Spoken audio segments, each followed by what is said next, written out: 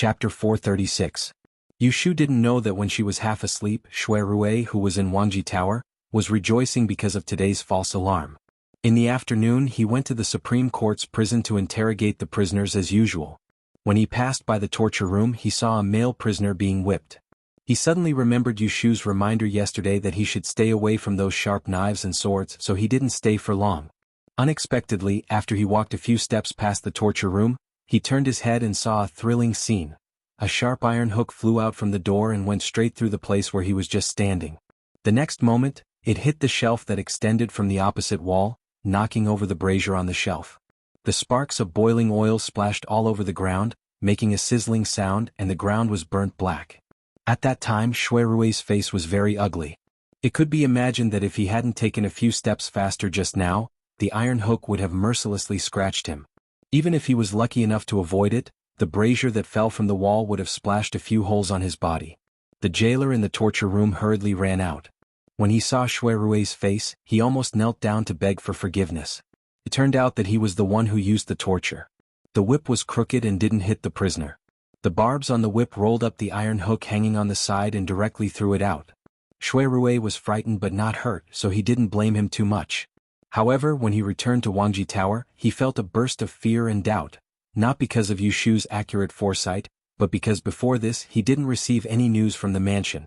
Not only did the Shui family support several masters of fortune-changing who knew geomancy and physiognomy, there was also a great master of fortune-changing who used to be one of the top 3 ranked masters in the 2 lists of fortune-changing. Every year, the great master of fortune-changing would perform divination for several of the Shui family's relatives. Shui Rui, the eldest son of the Shui family, was one of them. Every once in a while, a secret letter would be sent to the Shui family. If there was any natural or man-made disaster, the Shui family would be warned. So Shui Rui had always had a smooth sailing since he was young. Even if there were calamities and tribulations in his life, he would always be able to safely overcome them. For example, when he was facing an obvious calamity of blood like today, that person in the ancestral mansion didn't make the slightest movement, and it was instead Yu Shu's inadvertent reminder that hit the nail on the head, causing Shui Rui to have no choice but to ponder deeply. Born into a noble family, Shui Rui was raised by Shui Lingnan when he was a child. His grandfather was a close minister to the emperor, and accompanying the emperor was like accompanying a tiger. Under Shui Lingnan's teachings he was very cautious, and he would also extend the details of trivial matters. Perhaps it was only an accident today, or perhaps he was being overly suspicious. But no matter what, this gave Shui Rui a reminder. That person in the ancestral mansion was reliable in the past, yet it might not be the case in the future. Child, it's late. Do you want to rest after supper, or take a bath first? Guiqi's voice came from outside the door. Shui Rui collected his thoughts and said, I'll sleep early today. Yu Shu sent someone to deliver a message to Wangji Tower, saying that she would not be back tonight. He did not want to stay up late, so it was better to sleep early and talk about other things when he saw her tomorrow. The next day was the 25th, and there would be Fang Zijing's lectures on the 5th, 7th, and 9th. Even if Yu Shu did not covet the strange art of word prediction that he promised previously, she still had to be there. She wanted to inquire about the news of the day of divine ancestor sacrifice. Today was still the morning class. Yu Shu entered the gate of Taisher Library and went directly in the direction of the chess house. The strange art originated from the 4 arts. Fang Zijing first introduced them to the door, and he had already taught them about the zither, calligraphy, and painting. He only had not finished teaching the word chess. The chess pieces that would be used in today's class, Yu Shu sent someone to go back to Wangji Tower to fetch them last night. She put them in a heavy bookcase and slung it over her shoulder. Walking in the library with birds chirping and flowers fragrant, she smelled the fresh air and had the ambition to learn. She really had some satisfaction of a scholar reading in the morning. When Yu Shu entered the chess house, she first looked around. She saw that there were many old yellow wooden low stools in the room. There were about 20 sets of them. Some students in ordinary clothes were sitting on them, playing with the chess pieces that they had brought with them. 1 or 2 of them even had chess records in their hands. The chess pieces used by these students were different. Some were ground and washed with rainflower stones, and some were carved with wood. The most valuable one should be a set of lovely green jade stones. The owner should be Fang Zijing's granddaughter, Sidu Qinglan. Yu Shu saw that there was an empty seat on her right. She thought for a moment and walked over to say hello, Miss Situ. Situ Qinglan turned her head and saw that it was her. Her quiet face raised a smile. "Miss you, good morning?" Yushu sat down next to her and glanced at the scroll in her hand. She vaguely recognized the two words, chess spirit, on the cover. Her memory flashed and she asked directly, "Are you reading the chess spirit scripture?" Situ Qinglan nodded graciously and then asked, "Miss Yu, have you also read this scroll?" Yushu shook her head and laughed in her heart. She remembered that when she was found by Ji Xingxuan, she took out several so-called treasures, to exchange for the unique skill of the 6 lines. Among them was the chess spirit scripture. At that time she was ignorant and had limited vision. She thought that it was a wonderful skill. But now she saw that it was a common skill that could be easily obtained by many children of aristocratic families. Fortunately, she was smart and didn't fall for it. Otherwise she would have been fooled by Ji Xingxuan as a fool. Situ Qinglan saw that Yushu's eyes were twinkling. No one knew what she was thinking. Because of Fang Zijing's advice, she wanted to make friends with this famous female fortune-teller in front of her. So she handed the scroll in her hand to her and said, "This chess spirit scripture is divided into 3 volumes. It was collected by my grandfather. I just started learning it half a year ago. If you are interested, you can study it with me." Yushu felt that Situ Qinglan was being nice to her more than once. She thought that it might be Fang Zijing's idea. After thinking for a moment, she took the scroll and casually turned 2 pages. She sighed deliberately and said, "It's good to study it together. I'm afraid that I'll be a slow learner and drag you down. Don't regret it." Situ Qinglan rolled her eyes and covered her mouth with a smile. "Of course not. You don't know that I often study alone. I'm always lonely. I'm happy to have someone to discuss with me." Yushu said straightforwardly, "Why do you study alone? Don't you have any sisters of the same age in your family?" Although the Ishua family did not have a large population, most of the children in the family wanted to learn Ishua. As one of the 12 families in the capital, the Fang family should have many children. Situ Qinglan's smile dimmed. Her white fingers stroked the cuffs of her sleeves and said softly, "My mother passed away when I was 8. My father sent me to the Fang family in the capital. My grandfather felt sorry for me and taught me personally. So, I don't play with the sisters of the Fang family often." It was not difficult for Yushu to hear the bitterness in Situ Qinglan's voice. Only then did she know that Situ Qinglan might not have had an easy time in the Fang family. Thinking about it, it made sense. She was a cousin of an outsider, but she was personally taught by old Master Fang and could even study in the Taisha library. How could the children of the Fang family accept this? They must have excluded her. Yushu felt a little guilty because she had poked at Situ Qinglan's sad heart. She wanted to change the topic, so she said brightly, "Then let's make a deal. You lend me your book and I'll be your companion. But I'm the one who takes advantage of you. How about this? After the class today, I'll treat you to a good meal at noon. Don't refuse." Situ Qinglan heard the closeness in Yushu's words. Her melancholy was swept away and she was very happy to agree. After a while more people came. Yushu heard people talking about Fang Zijing's fortune-telling. Everyone said it was strange and many people said it had come true. Yushu did not interrupt, because her fortune-telling seal had not been given to her. According to Fang Zijing's fortune-telling, the Celestial Commissioner should have already made the seal. After class, Yushu was tidying up the scattered chess pieces on the table when she heard Fang Zijing call her. "Yu Xuanzi, come here." It was quiet in the chess house. All the students turned to look at Yushu. They couldn't help but feel angry, thinking that Fang Zijing was going to ask her to do something again. Yushu was afraid that the old man would ask her to send something to someone again. She was reluctant, but she still walked forward without any expression. "Academician. Take it." Fang Zijing handed her a sandalwood box the size of a square inch that he had brought to class today. "Where should I send it?" Yushu took it helplessly. "What do you mean by sending it? This is your private seal." Fang Zijing did not know what she was thinking. He said calmly, "A few days ago the Celestial Commissioner sent someone to send it to Taisha Shuyuan. Because he couldn't find you, he left it with me." Yushu was surprised and happy when she heard this. She thanked Fang Zijing for keeping it for her and opened the box. When she saw the object inside, her eyes lit up. This was the ivory embryo she had personally chosen. It was less than the length of a finger, about an inch square, and about 5 or 6 centimeters thick. The symmetrical hexagonal surface was polished and glossy, and the whole body was fine milky white. The most wonderful thing was the nose button, which was carefully carved into a lotus with 100 holes. It was delicate and lovely, full of charm. It was smooth and delicate in her hand. There was a line of small characters carved on the seal, which said, made by the Celestial Commissioner in so-and-so year. Looking at the bottom of the seal, it was the elegant name Lotus Room of You, that she had left on a whim in the seal board that day. She liked the 2 words Lotus Room that Shui Rui had given her, so she did not choose another one. As for the fact that she had chosen it as a proper operator's seal, she subconsciously did not mention it to Shui Rui. Fang Zijing had obviously seen her seal before. He kindly told her, "This piece of beast jade is indeed a rare and good thing. Carry it with you during the day and it can drive away nightmares at night. You should keep it well. Don't lose it and don't misuse it." Ferocious objects like elephant tusks and wolf fangs would gain the beautiful name of beast jade after they were dissolved.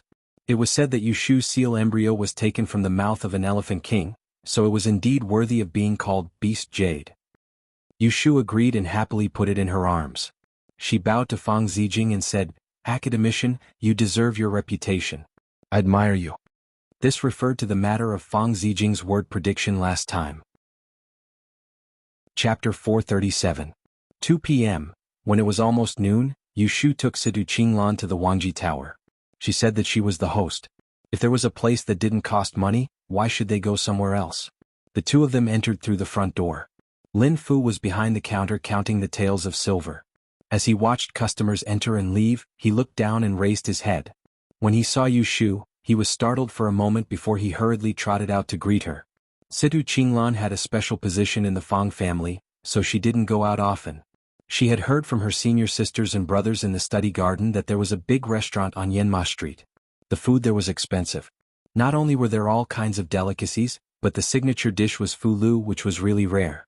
She didn't expect that Yushu would take her to such a place. She estimated that a meal would cost more than 100 taels of silver, which was equivalent to half a year's salary. She felt embarrassed and followed Yushu. When she was about to persuade her to go somewhere else, she saw the fat shopkeeper trotting over and greeting with a smile, "Miss, you're back." "Yes, is there a vacant room upstairs?" Yushu pointed to the private room on the 2nd floor. She and Sidu Qinglan didn't know each other well, so it was not suitable to take her to the private room in the backyard. Yes, Lin Fu would not say no. He glanced at the young lady behind Yushu and didn't ask much. He reached out his hand and led them upstairs. Sidu Qinglan was secretly surprised, so she didn't say anything. She followed Yushu into a private room. After sitting down, she asked curiously, "Are you a regular here?" Yushu took the hot towel from Lin Fu. She wiped her hands and said to him, "You only know that I offended old Oracle Han. Why didn't you hear where I offended him? The owner of this restaurant is my sworn brother. My birthday banquet was held here. Old Oracle Han's disciple came to the Wangji Tower to pick a quarrel. The first time she met Fang Zijing, she was reprimanded. After that, Sidu Qinglan explained to her about Fang Zijing's painstaking efforts and how she had offended Han Wenguang. Yushu didn't mean anything, but Sidu Qinglan was a little embarrassed. She said anxiously, "I just heard it from someone else. Actually, I was too talkative and thought I was smart. I thought everyone else was stupid and made fun of me. You are a magnanimous person, please don't bother with me." Yushu didn't take it seriously. "If I wanted to argue with you, I wouldn't be sitting here eating with you." After that, seeing that Situ Qinglan's complexion had improved, he asked her about her preferences and ordered some dishes. After a while, Little Dai and Little Qing were called upstairs by Lin Fu to serve them. Yushu was talkative and Situ Qinglan was good at replying. The 2 of them ate together without any awkward silence. No one was dissatisfied with the meal. After all, Yushu was an old fox who was soft on the outside but hard on the inside. With a few words, she roughly guessed Sidu Qinglan's situation in the Fang family. Her mother died, her father was not kind, and her grandfather was the only one who was close to her and treated her differently. But it just happened that she, an outsider, was in a difficult situation in the aristocratic family. She was a descendant of an aristocratic family in name and was excellent in both morals and studies. But in fact, she lived in a circle of jealousy.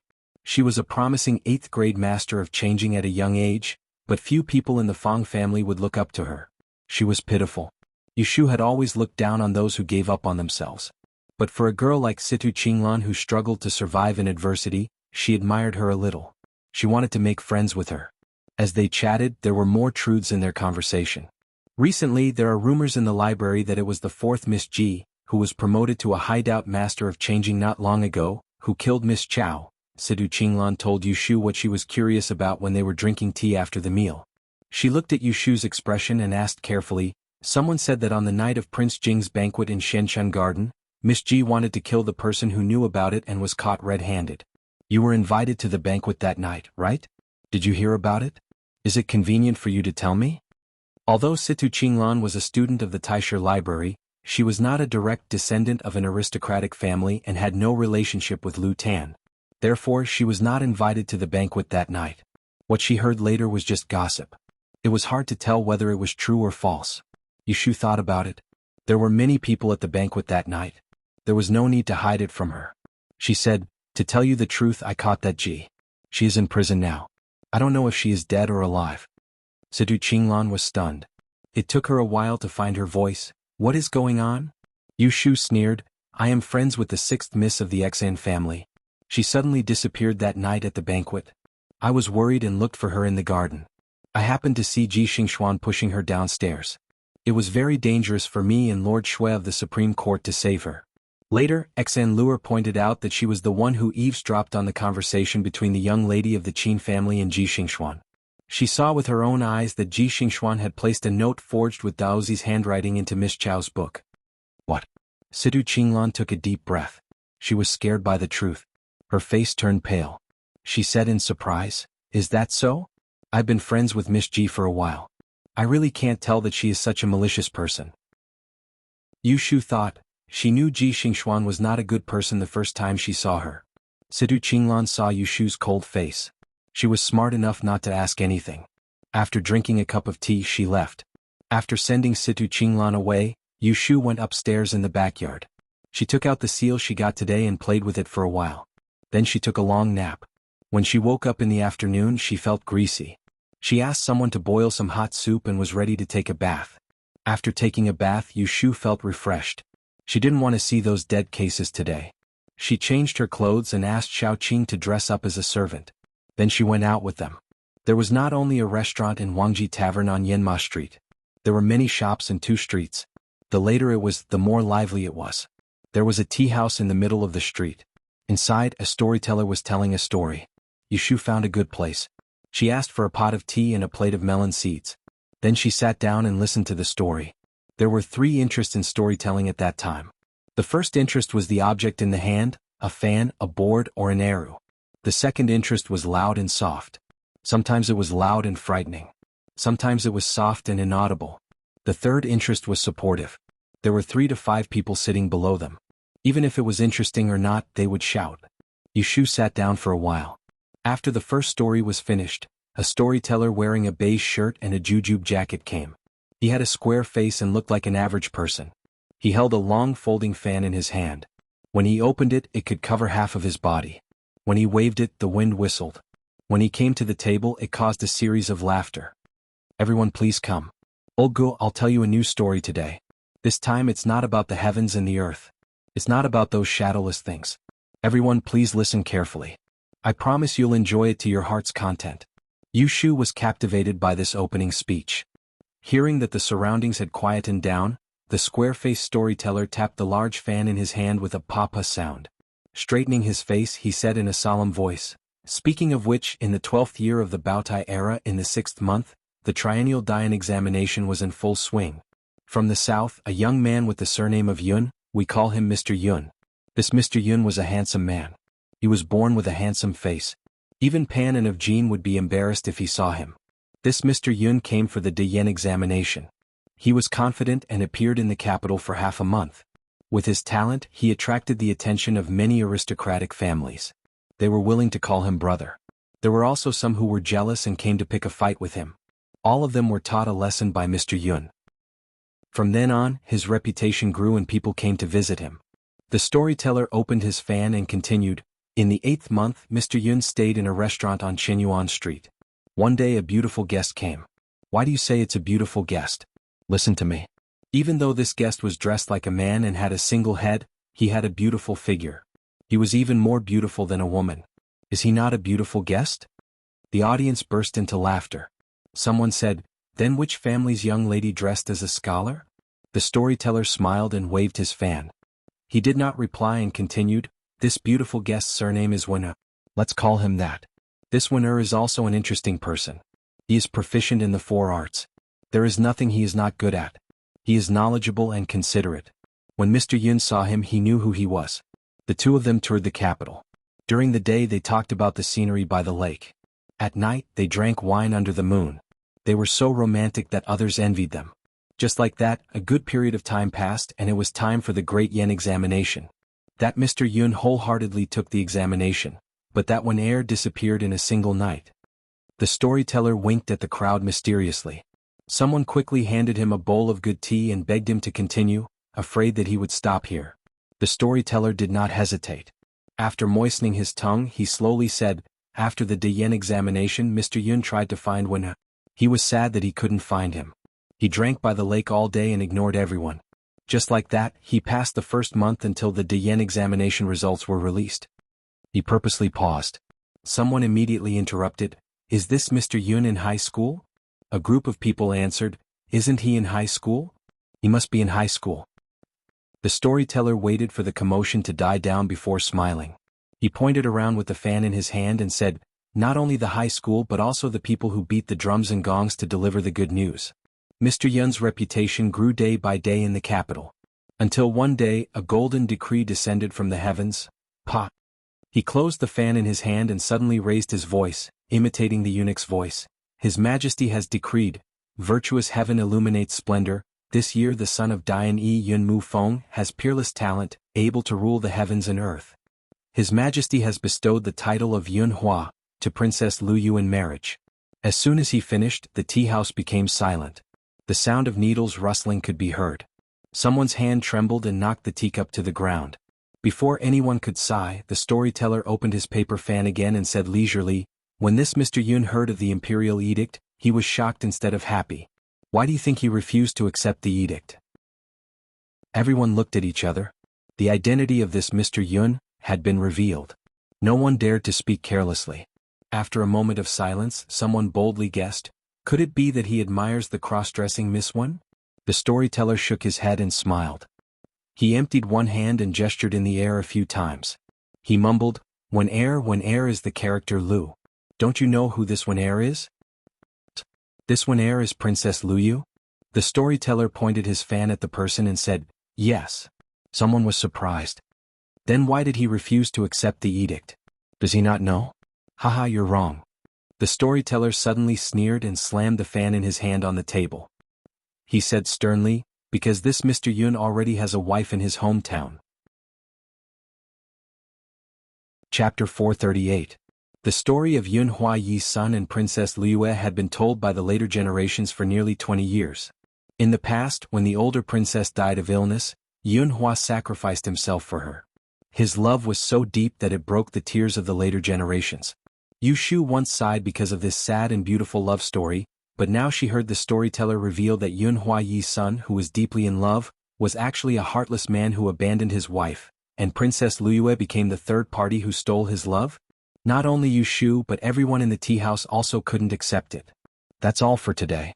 I'll take my leave first." The storyteller didn't care about everyone's reaction. He shook his wrist and put away the big folding fan. After cupping his hands, he walked out of the tea house with his head lowered, ignoring the voices of those who wanted him to stay. There was something wrong with this person. Yu Shu narrowed her eyes and stared at the back of the storyteller as he left in a hurry. She took out a piece of silver and threw it on the table, stood up quietly and followed him. Seeing this, Xiaoqing hurried to catch up with her and whispered, "Miss?" Yu Shu didn't look back. She waved at her, indicating that she shouldn't talk too much. She pulled her, and the two of them walked through the crowded street, following the storyteller at a moderate distance. There were fewer and fewer people around. From the busy street to a remote alley, Yu Shu was more and more sure that there was something wrong with the storyteller. Just as she was guessing, there was a turn in front of them, and the storyteller disappeared in a flash. Yu Shu quickened her steps and ran forward. She looked around but there was no trace of him. Tisk. Yu Shu frowned and hesitated for a moment. She gave up the aimless search and took Xiaoqing back the way they came. Not long after they left, the back door of a house at the end of the alley was gently pushed open, and a figure walked out. He turned his head and looked around. He held a folding fan in his hand, turned around and walked in the opposite direction of them. When Yu Shu returned to Wangji Tower, it was almost dark. She saw that the door of Shui Rui's room was half open. Knowing that he was there, she sent Xiaoqing away and knocked on the door. "Big brother." Come in. Shui Rui had yet to change out of his official robe and was wiping his sweat with his hands. Hearing Yushu's voice, he wrung his handkerchief and wiped the water droplets on his neck before walking out of the bedroom. It's almost time for dinner. Where did you go? There's a storyteller in a tea house on the street. I listened to him. Yushu walked to the tea table and picked up the teapot. She touched the temperature of the water with the back of her hand and poured a cup of tea for him. Shui Rui noticed her strange expression. He lowered his head and drank 2 mouthfuls of tea. With a clear voice he said, "What kind of joke is that? Is it interesting?" "Ha." Yushu laughed dryly and said with a conflicted expression, "Do you still remember when we were in Yang City? You told me the story of Yunhua Ez and Liyue Crown Princess." Shui Rui recalled and nodded his head. It seemed that there was such a thing. At that time he had a paper and ink shop. She was young and inexperienced. This afternoon in the tea house, the storyteller told. Yushu told him another version of the love story of Ez and Princess that she heard not long ago. After listening to it, Shui Rui was much calmer than Yushu. He smiled and said, "I think he was just trying to please the public, so he deliberately twisted it. It's not worth mentioning." However, Yushu didn't think much of it. She said suspiciously, "I saw that the storyteller was acting suspiciously, so I followed him for a while. That person chose small paths and disappeared without a trace. Don't you think there's something fishy about this?" Shui Rui put on a straight face and asked, "Where did your curiosity come from? You dared to chase a stranger. Aren't you afraid of getting into trouble?" Looking at his unfriendly expression, Yushu was speechless. She touched her neck and didn't know how to answer. Shui Rui was well aware in his heart when he saw her slow-witted appearance, and a strand of evil flames instantly arose within him, causing him to be unable to suppress some words, causing them to change when they reached his mouth. "It's already come to this, yet you're still wholeheartedly thinking about him. As soon as you hear something related to him, you disregard everything and want to bang your head against something. Now he doesn't even care about you when he meets you. Your past relationship has been eaten by dogs. You are the only one who is hot-headed. Can't you be more promising?" Yushu was ridiculed by Shui Rui without rhyme or reason. When she finally understood what he meant, her brows immediately trembled, and her pale face flushed red from anger. Was she just a shameless and useless person in his eyes? Shui Rui thought that he exposed her thoughts and made her angry. Thinking of this, he became even angrier. On one hand he felt wronged for her, but on the other hand he felt wronged for himself. He thought that the two of them got along well with each other these days and that he should be important in her heart. Who knew that she was still thinking about that fake Taoist? Master Shui, who had always been good-tempered and calm, was finally provoked by the knowledge in front of him. It was rare for him to be angry with Yushu. "I am curious, but..." Yushu held back her anger and wanted to explain. When she opened her mouth, she was interrupted by Shui Rui. "You are not curious, you are stupid." The veins on Yushu's forehead twitched. She said again, "I am not stupid, I just want..." She was interrupted again. "You are still thinking about him. You are stupid." Smack. A string called rationality in Yushu's mind snapped. She slammed her hand on the tea table, causing the teapot, teacups, and tea cushion to shake. She trembled and hugged herself. She said angrily, "You are the stupid one." Shui Rui was stunned, and then he lowered his eyes and frowned as he spoke in self-ridicule in a low voice. "You're right. If you're stupid, then wouldn't I be even more stupid than you? I just have to admire a heartless little girl like you." Yushu blinked and looked at his bright and spirited peach blossom eyes shrouded in a layer of darkness. He looked extremely depressed. She suddenly felt uncomfortable in her heart. It was as if she had eaten a mouthful of paste, and her throat was blocked. "I have never seen someone wrongly accuse someone like you," she said gloomily. "There is clearly something wrong with that storyteller. In the case of Taisher Shu Garden, someone deliberately framed Jing Qin. Now, someone deliberately slandered Yunhua Ez and accused him of being father and son. Think with your brain, is there anything fishy about this?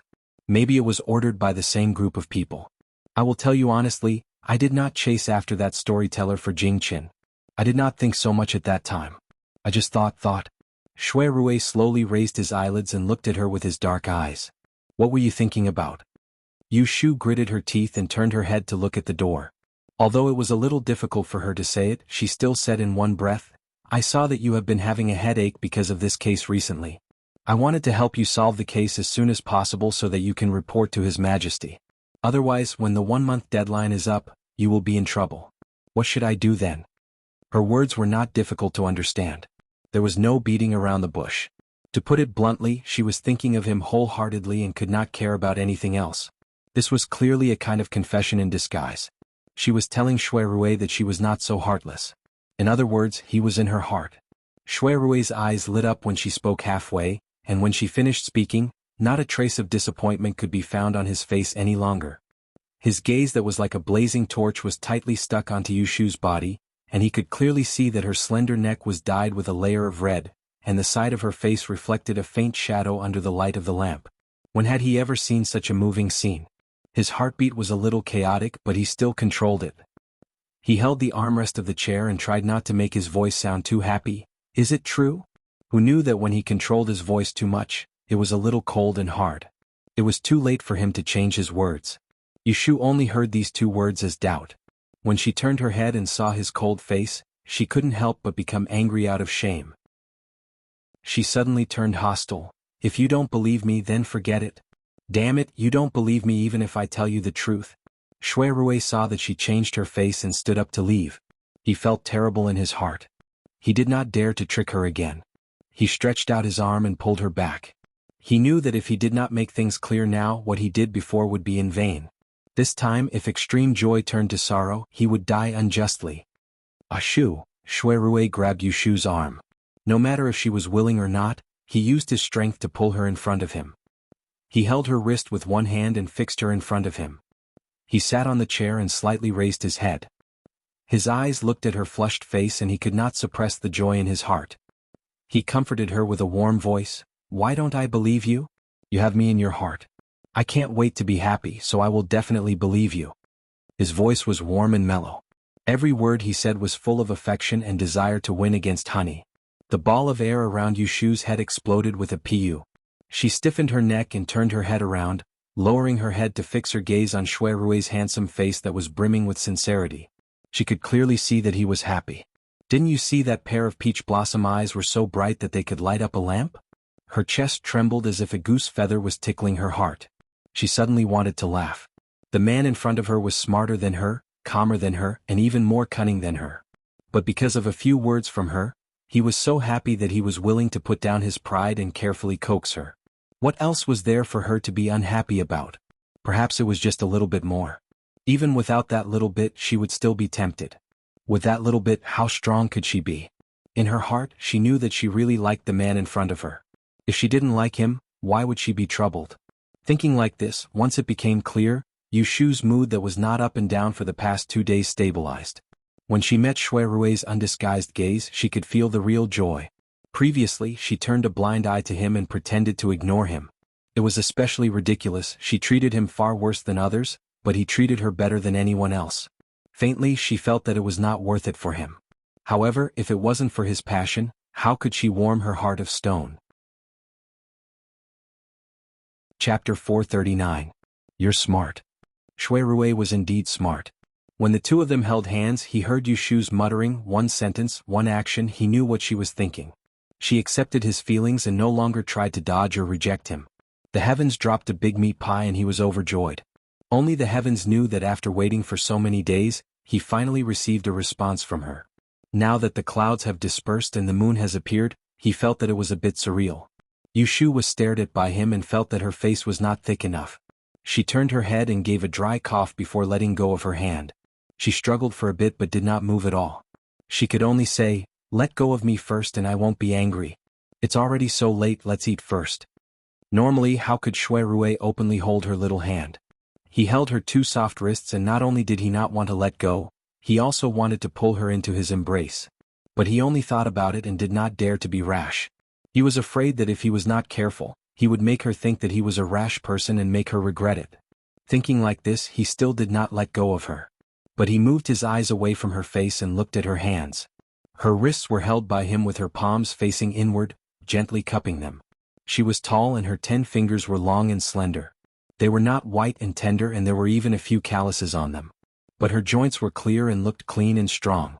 Her fingernails were round and had a light pink color that attracted people's eyes. Looking at them made his heart dry up. Unknowingly, his palms slid down from her wrists and grabbed those beautiful fingers. He gently pinched them, not daring to use any strength. It only took a few blinks of an eye for Yu Shu to come back to her senses. When had anyone ever pinched her little hand like this before? She instantly felt a little embarrassed, and her face that had just cooled down heated up again. When she lowered her head, she saw Shui Rui staring at her hand with an infatuated expression. She felt extremely uncomfortable all over, so she exerted all her strength and pulled her hand out when he was unprepared. Then she took 2 steps back to stand at a safe distance. Shui Rui's momentary slip returned to his senses, yet he wasn't in a hurry. He raised his head unhurriedly to look at her, and his eyes were bright as he said, "You've promised me tonight, so you can't go back on your word tomorrow." Yu Shu wanted to roll her eyes and say that she had promised him something, but when she saw his serious expression, she didn't have the nerve to act shamelessly. She crossed her hands behind her back and thought for a moment. Thinking that she had to make things clear to him as soon as possible, her expression gradually became serious. She said to him, "Although I'm a woman who learns to be lazy, I can't tolerate even a grain of sand in my eyes. If I were to be with you, I wouldn't be half-hearted. Putting myself in your shoes, I don't want you to have any playful thoughts. In this world, men are superior to women and I have a strong personality. I have to go against that." At this point, the corners of her lips curled into a mocking smile.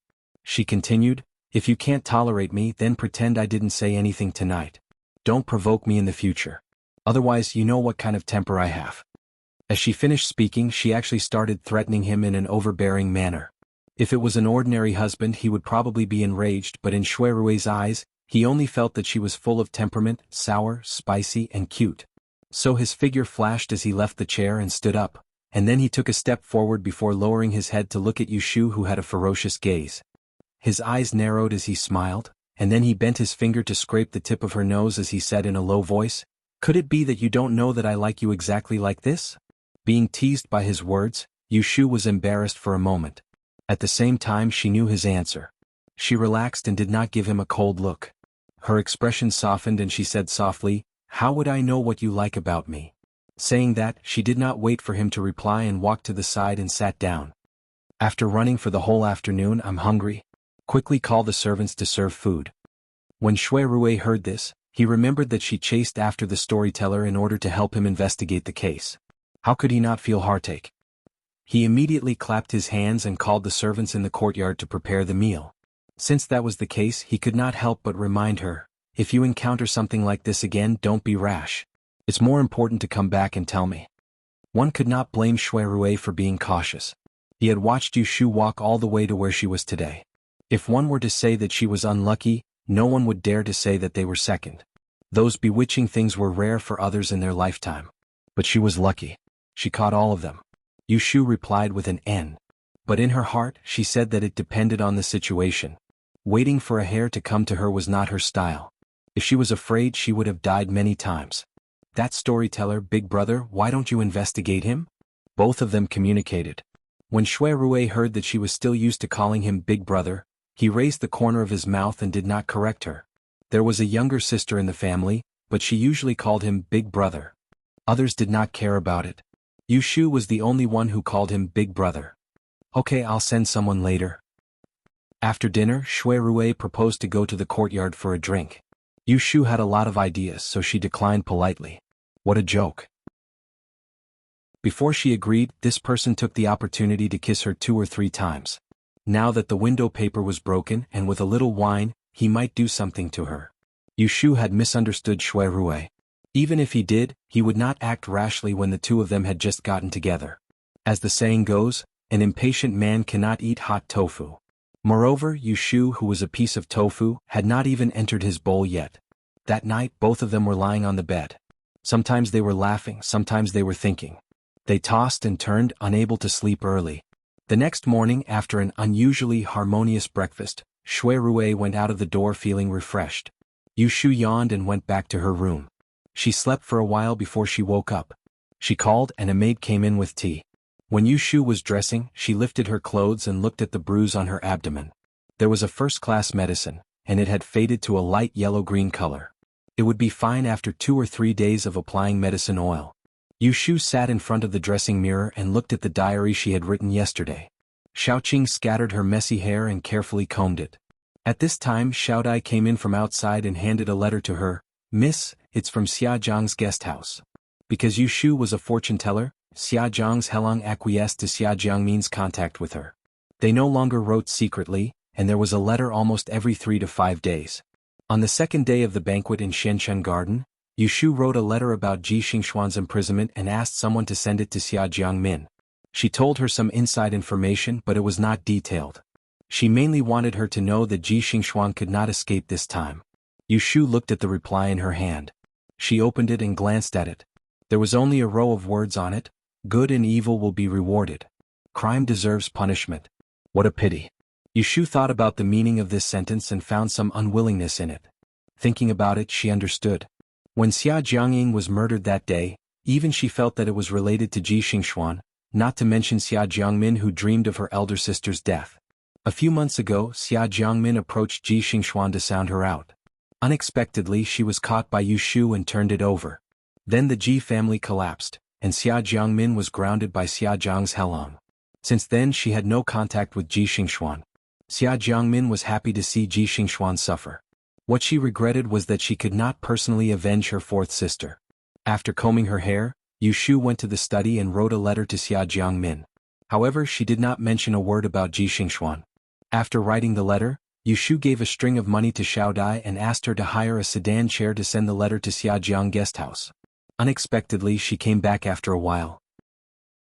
"Miss, Assistant Minister Chiu is here." The last time Chiu Jiming asked to repair her house, Yu Shu did not agree immediately. Later, she discussed it with Shui Rui and felt that it was feasible, so she waited for him to come again. Hearing this, she was happy and waved her hand to let Xiaoqing go. Yu Shu washed the ink on her hands and went downstairs to meet the guest. After some discussion, Yu Shu and Chiu Jiming agreed to let him renovate the house on Baochang Street.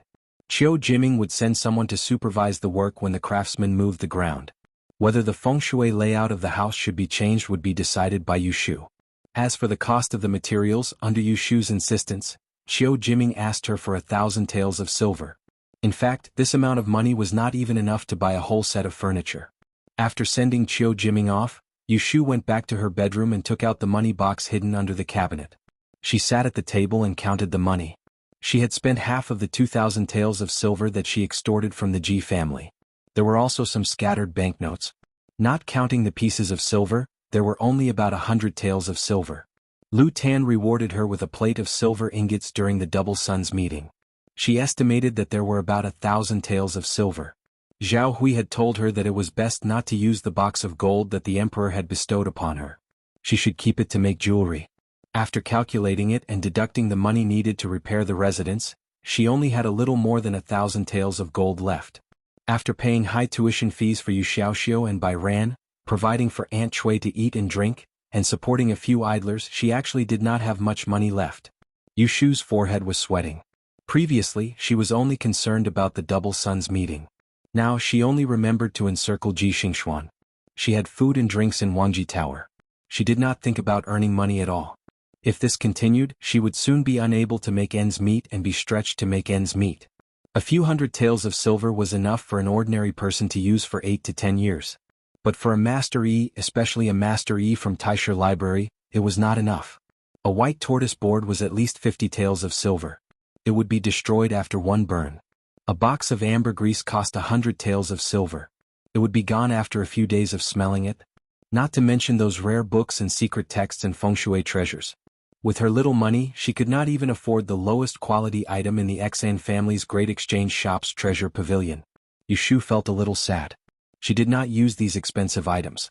It was not that she could not use them. She was just stingy and would save as much as she could. In the past, she did not think it was a big deal. But after staying in Taisha Library for a few days, she realized that it was a big deal. The children of the aristocratic families all had backing. She was a girl who had only become a monk halfway through her life. AI. She looked down at the thin banknotes in her hand.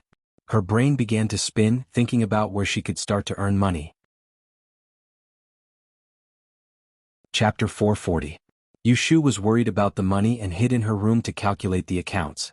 When it was almost noon, Xen Lu unexpectedly came to the front door with 2 maidservants dressed as men.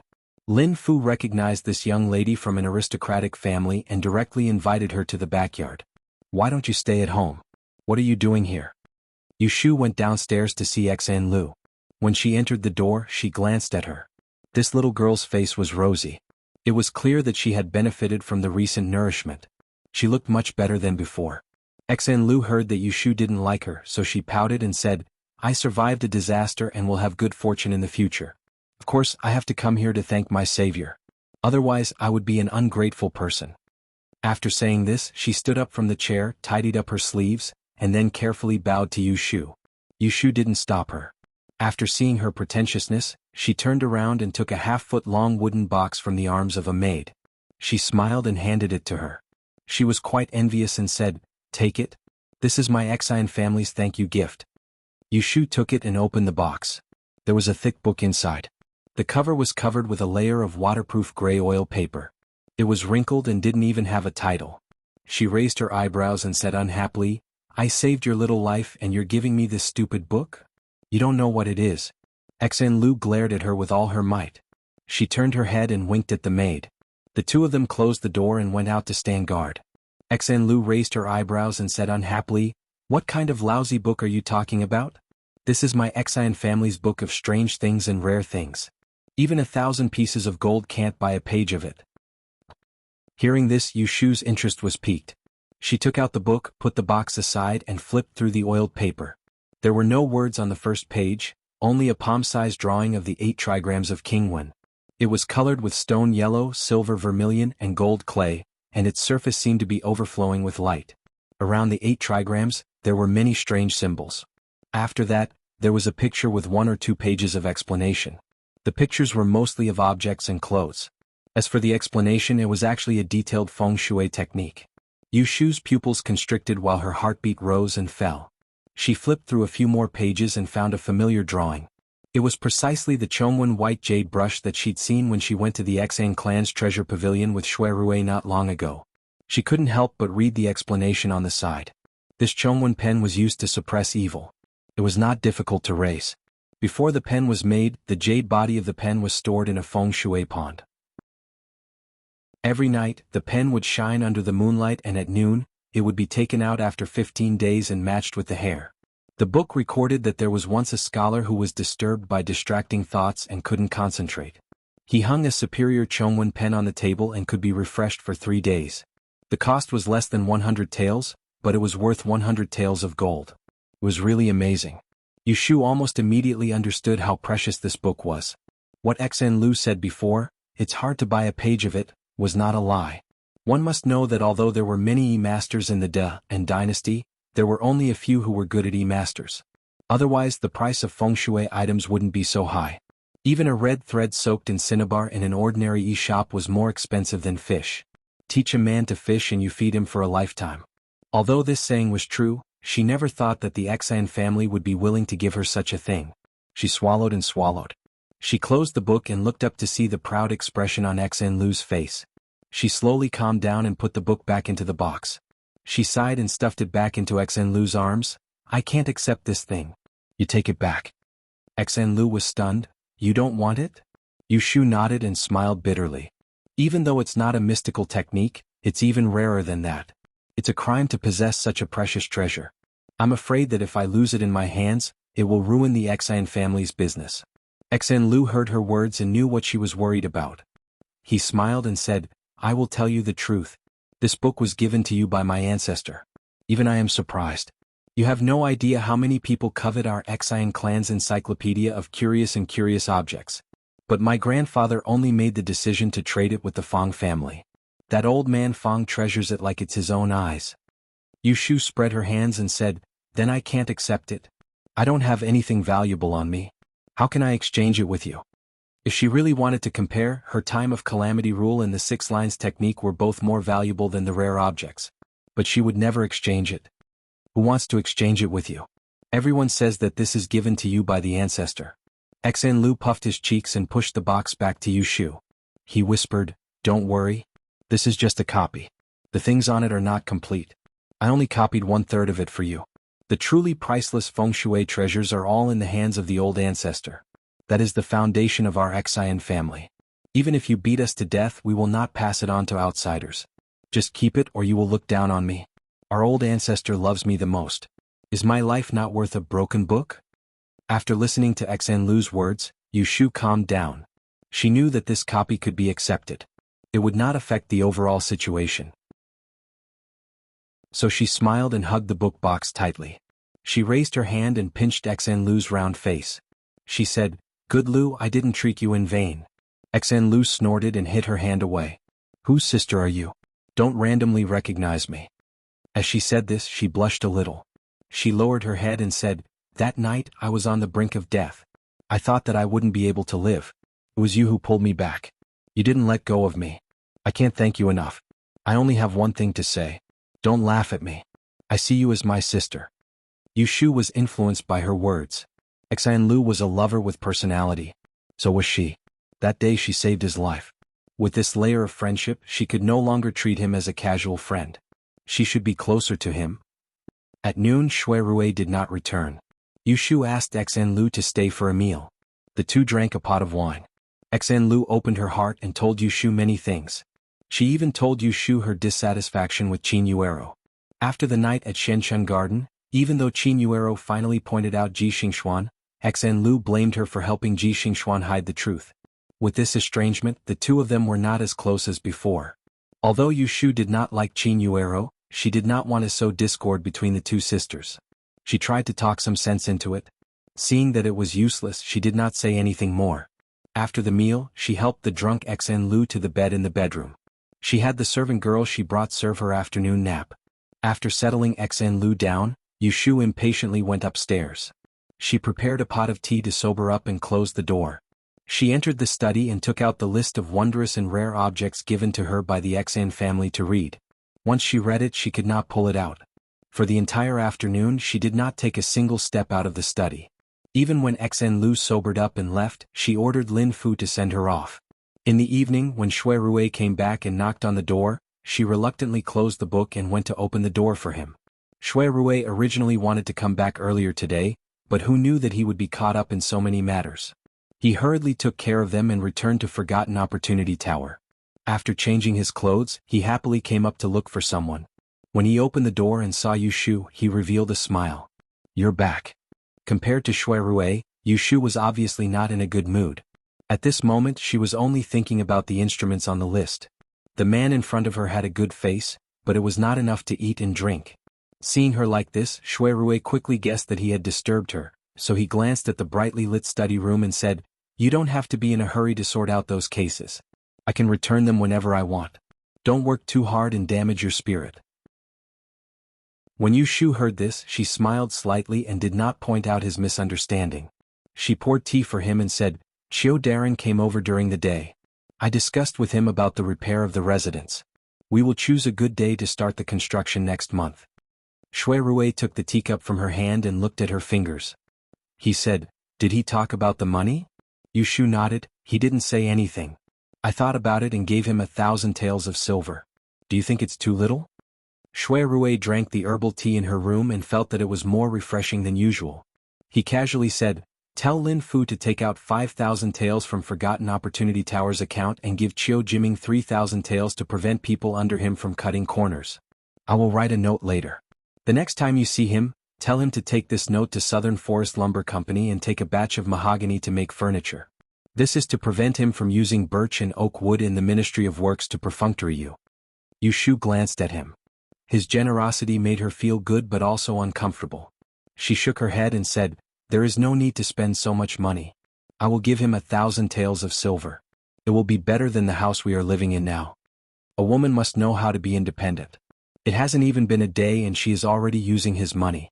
What will happen if this continues for a long time?" Shui Rui smiled. He clearly saw through her thoughts and said, "Are you reluctant to use money or are you reluctant to use my money?" Yu Shu rolled her eyes at him. "I am used to being poor. Even if money comes from the wind, I will not be willing to use it. Unlike you who have a young master's life. Born with a golden bowl and golden spoon, you don't know the cost of daily necessities." Hee hee, your mouth. I'm just helping you. If you don't use it, then don't use it. There is no need to pester me. Shui Rui faced Yu Shu with a good temper. No matter if she ridiculed or ridiculed him, he would accept it all. The more he behaved like this, the more Yu Shu would restrain herself. Seeing that his cup was empty, she would refill it. She didn't want to worry about money anymore. Chapter 441. It was drizzling in the early morning. Yushu held a pea-green paper umbrella and walked up the stairs with the hem of her clothes.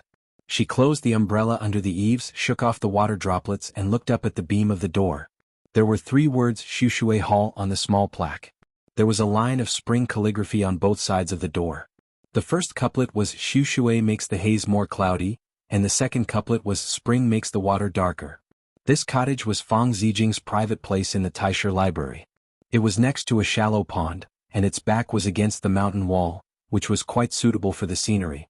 Sidu Qinglan was cleaning the room. When she saw Yushu, her eyes brightened, and she walked towards her with a dusty horsetail whisk.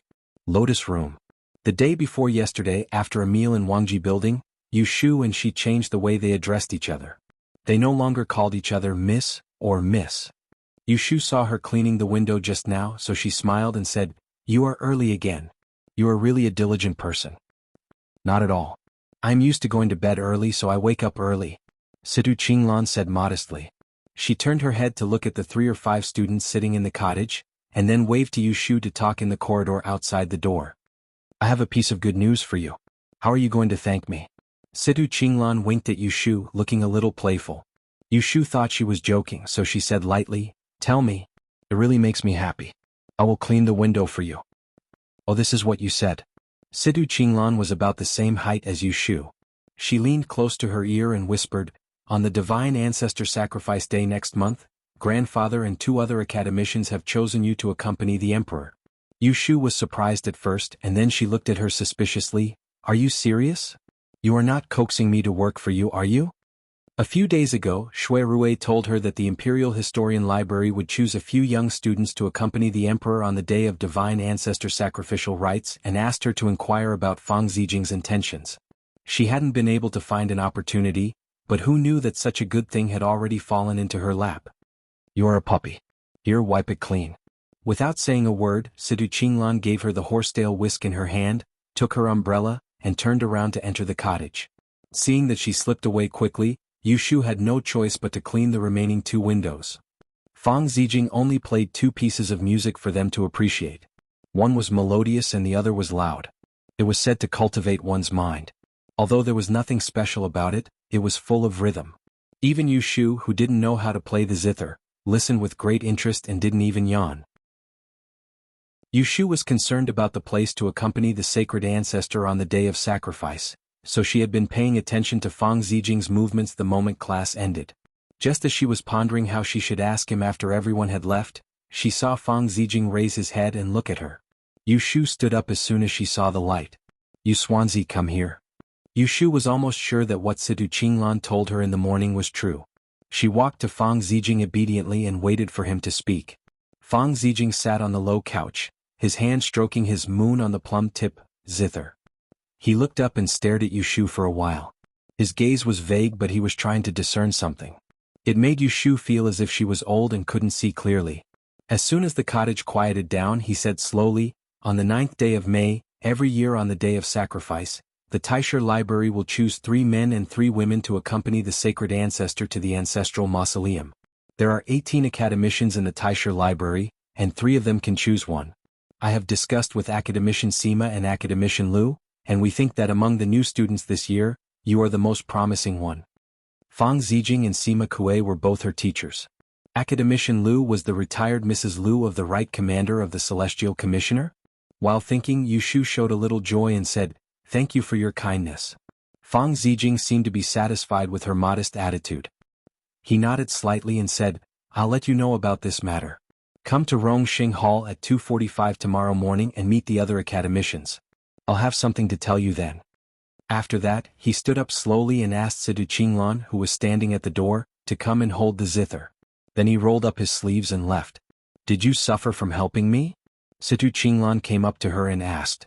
Yushu raised her long and slanted eyebrows and said with a smile, "If you tell me such good news every day, I can even be your maid." Sidu Qinglan giggled and said, "Do you think I'm a magpie?" Yushu waited for her to pack up her zither, and the 2 of them walked out together.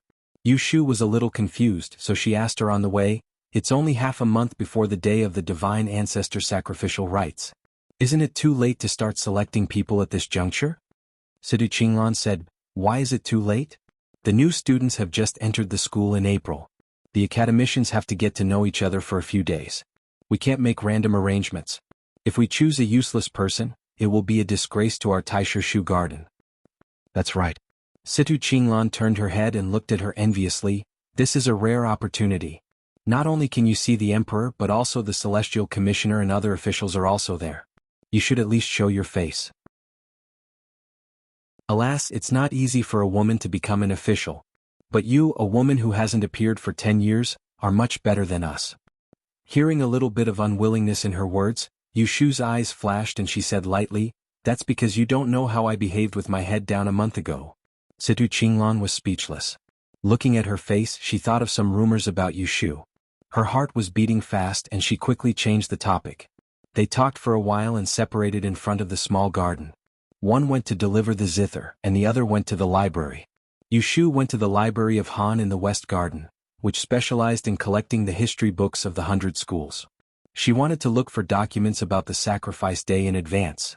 There were only a few people walking under the bookshelves on the first floor. It was deserted.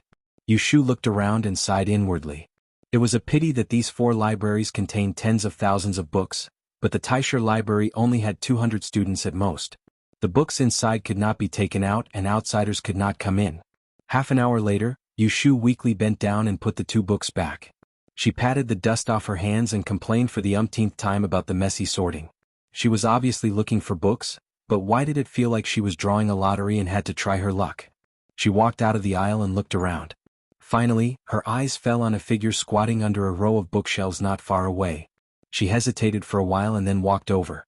She had seen this hunchback man 2 or 3 times. She guessed that he might be a scholar who was down and out. He must know where the books were kept because he traveled between several libraries all day long. Uncle! Yu Shu shouted. The old man in front of her had gray hair and loose skin. He was dark and thin and looked to be in his 50s. Yu Shu shouted. Seeing that the hunchback didn't respond, she thought that he might be deaf, so she moved closer and reached out to touch his shoulder. She called him again in a loud voice, Uncle? The hunchback man turned his face and looked at her with a pair of narrow eyes. Yu Shu smiled at him. Do you know that there are books about the great ancestor here? The hunchback man tilted his neck and opened his mouth to reveal a mouthful of yellow teeth. He almost shouted, Ah? What did you say? Sure enough, he was deaf. Yu Shu lowered her body and repeated it loudly word by word. Then she looked at the yellow teeth in front of her in confusion. Say what? I'll say it. Yu Shu took a deep breath and said it again with the pitch of her quarreling voice. In the end, what? Say what? Well, she took back what she said. The old man wasn't deaf, he was deaf. Yu Shu and the hunchback man looked at each other for a moment and decisively gave up the idea of asking him for help. She twitched the corner of her mouth and said, It's okay. Then she ignored the old man's reaction and went back the way she came. She had just taken 2 steps when she heard a low voice behind her. Why are you shouting? Yu Shu felt a vein jump on her forehead. She turned her head stiffly and said to the old man who was muttering, Uncle, are you making fun of me? The old man looked up and stared at her. He opened his mouth and said in a loud voice, What the hell are you talking about? Forget it, I'd better go home. In the end, Yu Shu didn't find an article about Emperor Anwu, so she went back to Wangji Tower resentfully. It was noon. When she saw Shui Rui sitting on the first floor drinking tea in broad daylight, she thought her eyes were playing tricks on her. You came back so early today? Since the murder case in Taisha Shuyuan reached the palace, he left early and returned late every day. I came back to check if you ran around. It was a joke, so Yu Shu didn't take it seriously. She sneered and sat next to him. She casually took a red nectarine from the fruit plate and put it to her mouth to nibble a piece. Shui Rui listened to the crisp sounds of her chewing on the peach and the sound of water splashing. His gaze swept past her lips and he cleared his throat. If we're free in the afternoon, how about I bring you out to the lake? Yu Shu's mouth stopped and said, This case is gone. Where do you get the time? She bluntly stated the truth, but Shui Rui didn't feel embarrassed at all.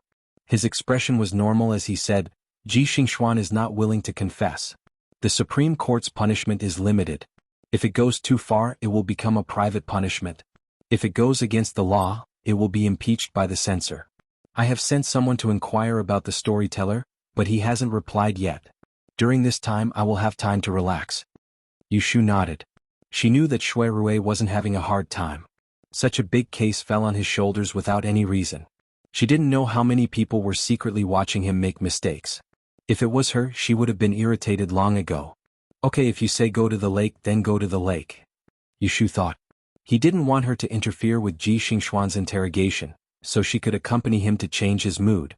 As soon as she agreed, she saw a smile on his face. His lips, which were not thick or thin, raised up. His whole face was full of energy.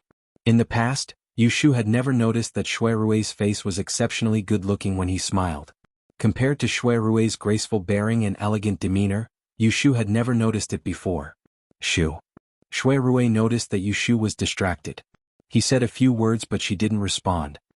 He raised his hand and waved it in front of her. Yushu suddenly came back to her senses. The tips of her ears were a little red. In order to cover up that she was in a daze, she pretended to cough twice and patted her chest, saying that she choked on the peach. Shui Rui didn't say anything. He stretched out his long arm and took away the remaining half of the peach in her hand. Hey, don't waste it. Eat it. As soon as she finished shouting, she saw Shui Rui glance at the nectarine that she had chewed on and put it in his mouth without changing his expression. Chapter 442. The Jade Lion Lake was located in the east of Anling. It was no more than 3 to 4 miles long, but it was 2 feet deep. The southern shore was adjacent to the octagonal Wulin Pagoda. Yushu thought that since Shui Rui said he wanted to take a stroll on the lake, then he wanted to book a large pleasure boat, and it would be best if he invited a few musicians to play and sing. They would be served fine wine and delicacies, and they would slowly float on the water as they wandered along the shore and gazed at the scenery in the distance. Who would have thought that when the carriage reached the shore of the lake, there was no such thing as a 3-storied pleasure boat. Instead, there was a wooden boat about 2 zhang long anchored at the bottom of the lake. It had 3 cabins, front and back, with a muddy green canopy, bamboo-woven curtains for the windows, and a primrose-colored silk canopy. At the entrance of the boat, there were 2 pots of green ginger grass. Once they were seated in the cabin, the boatman standing at the bow of the boat paddled into the lake with his long oars. Then he drew the curtains to boil tea, allowing the breeze to cool them down. Leaning against the window and watching the light blue waves close at hand, Yushu had to admit that compared to the elegance of the eldest Shui Gongzi, she was truly a vulgar person. Shui Rui was a person who knew how to enjoy life. Although the boat was small, it did not lack any tables, stools, and beds. They were all of the short Western Jin style. In addition, it could accommodate 5 or 6 people, making it more spacious than it looked from the outside. Yushu looked at the pillows and bedding on the short bed opposite her and said, "Your boat is so good that people can live in it." Shui Rui added fuel to the charcoal stove as he said with a smile, "You're right. When it's hot in the summer, I'll occasionally spend the night on this lake. Other people would find it difficult to sleep while holding ice in their hands, and I'll even add a blanket to my body at night. I'll hear the summer insects singing, and I'll be able to gaze up at the stars in the sky." Yushu felt envious just by listening to it. Last summer, she traveled north to the capital by water. She also spent the night on a ship, but the merchant ships had to be in a hurry, so they had to swim quickly on the river. The wind was howling and the rain was intermittent. It was difficult to sleep peacefully, let alone comfortably. "If you like, I'll bring you to the lake when the weather gets warmer." Shui Rui seemed to be able to see through Yushu's thoughts and every move tickled her. As expected, Yushu happily clapped her hands. "Great, don't forget." She did not think too much about it. Shui Rui said he would bring her, but how could the 2 of them sleep on a boat and a bed? It was raining in the morning and the sun was not strong in the afternoon. The weather was cool and it was the best time to tour the lake. In the blink of an eye, it was summer and the willow trees on both sides were thick. When the boat reached the center of the lake, it was surrounded by light green. Yushu looked out of the window and saw a tower in the distance. She asked curiously, "What tower is that? It's so tall." Anling City was much bigger than the small Yang County. Yushu had been here for less than a year and had never been to many places. Thus, she did not even recognize the most famous martial spirit tower in the capital. Shui Rui followed her gaze and looked over. Before the water boiled, he told her a story. This tower is called Martial Spirit Tower. It was built 100 years ago during the reign of the late Emperor Shizong. Legend has it that one day Emperor Shizong was touring the Jade Lion Lake. In the dead of night, he suddenly saw a white light descending on the southern shore.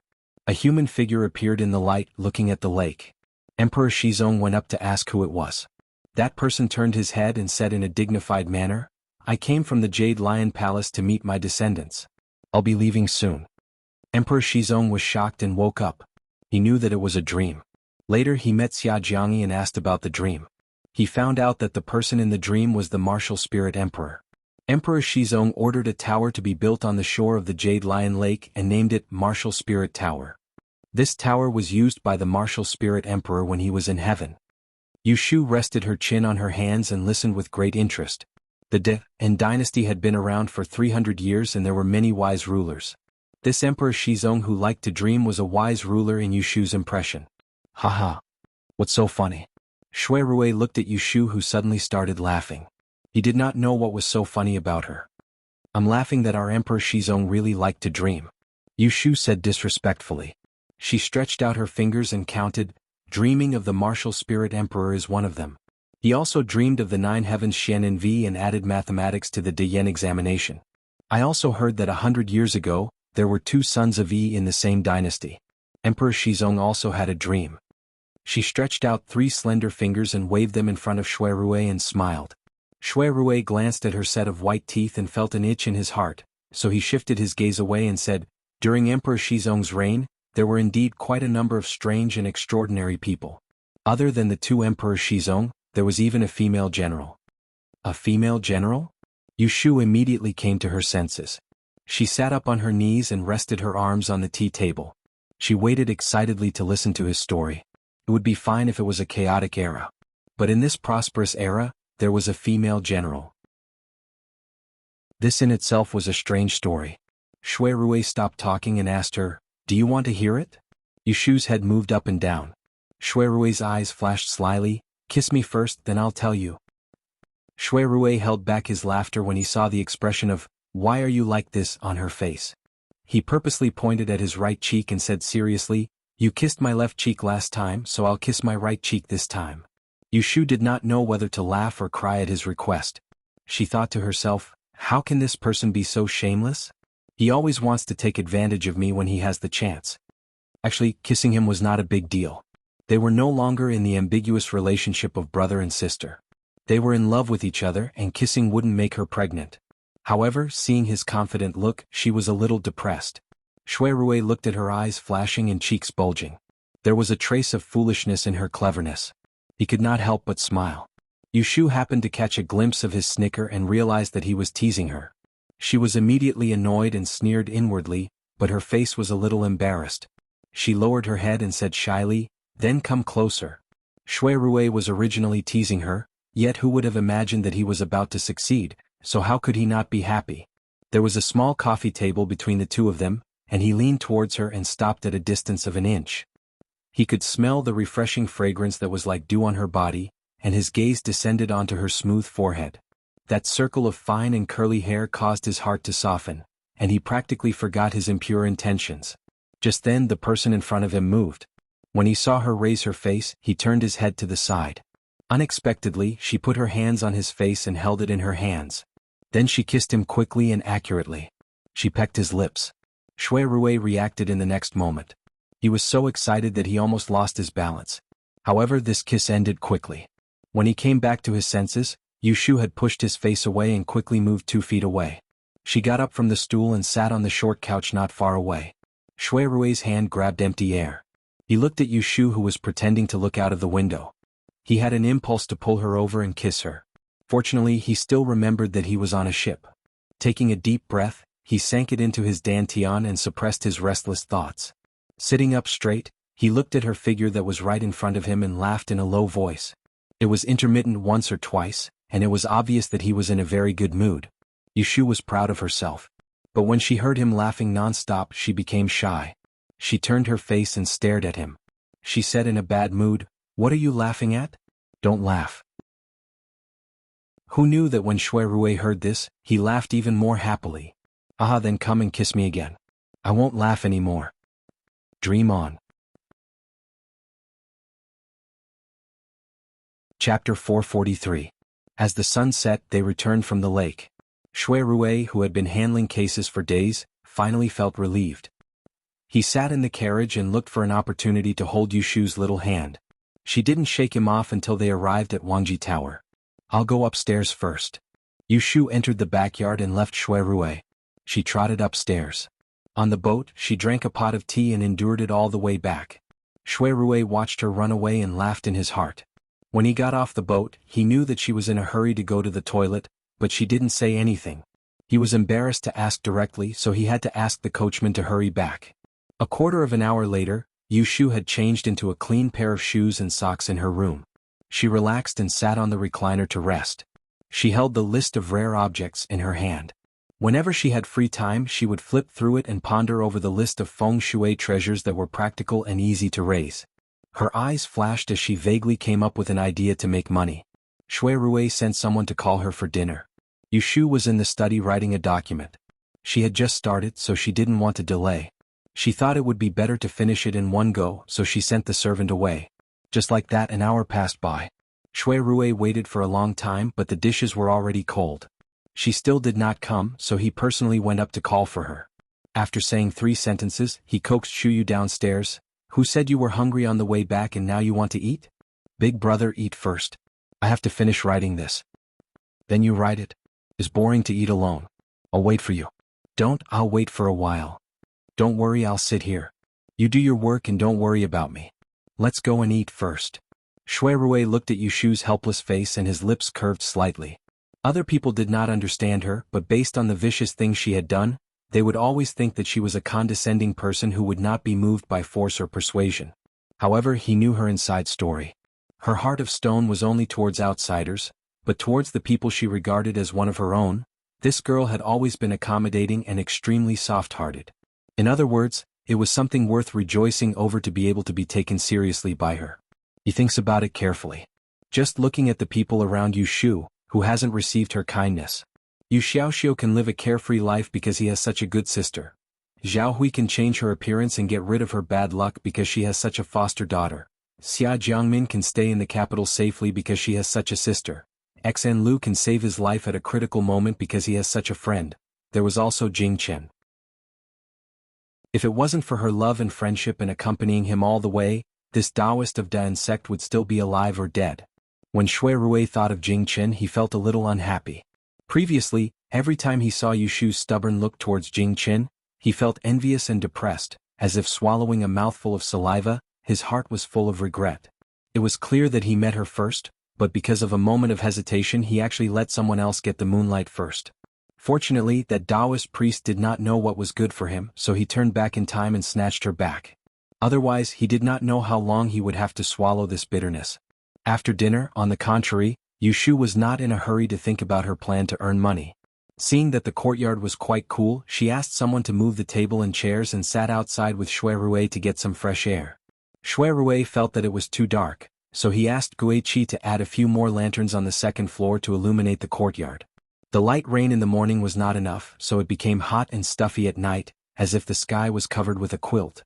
Yushu was not afraid of the cold, but she was very afraid of the heat. She felt that it was too thick even in a single layer of clothing. She really missed the days when she could wear short sleeves and shorts, but the ancient etiquette was still there.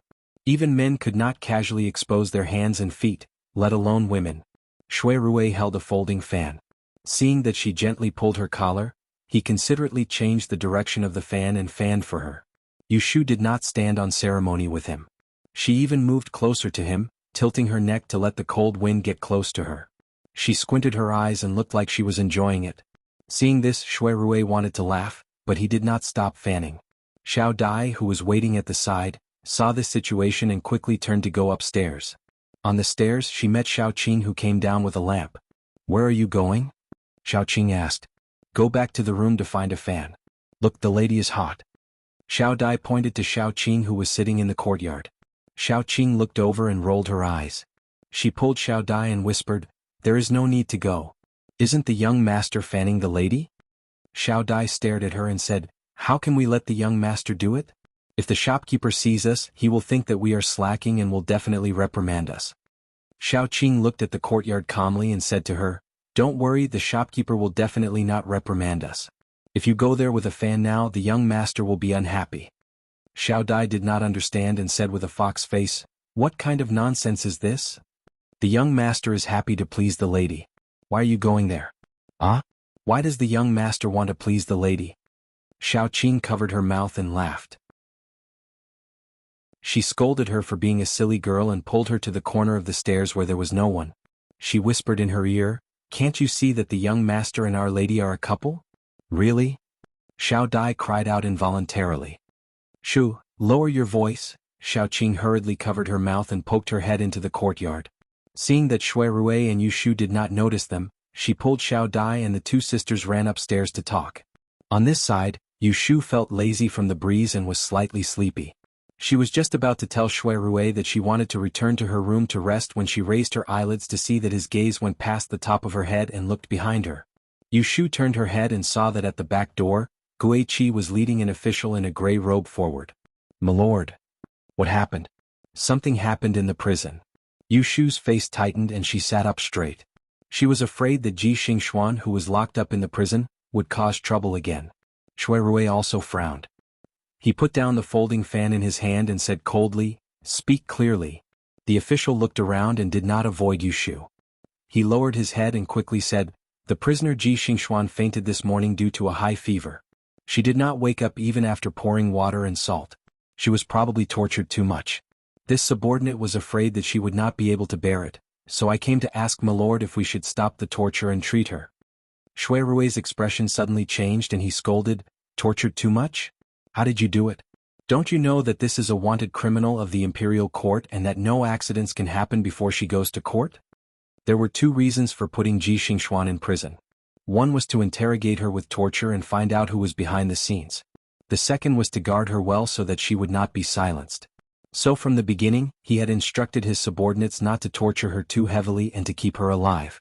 The official shrunk his neck and braced himself to report, "My lord, please investigate carefully. According to the jailer, torture has always been appropriate and has not been excessive. This prisoner could still resist a few days ago. Enough." Shui Rui interrupted him and stood up.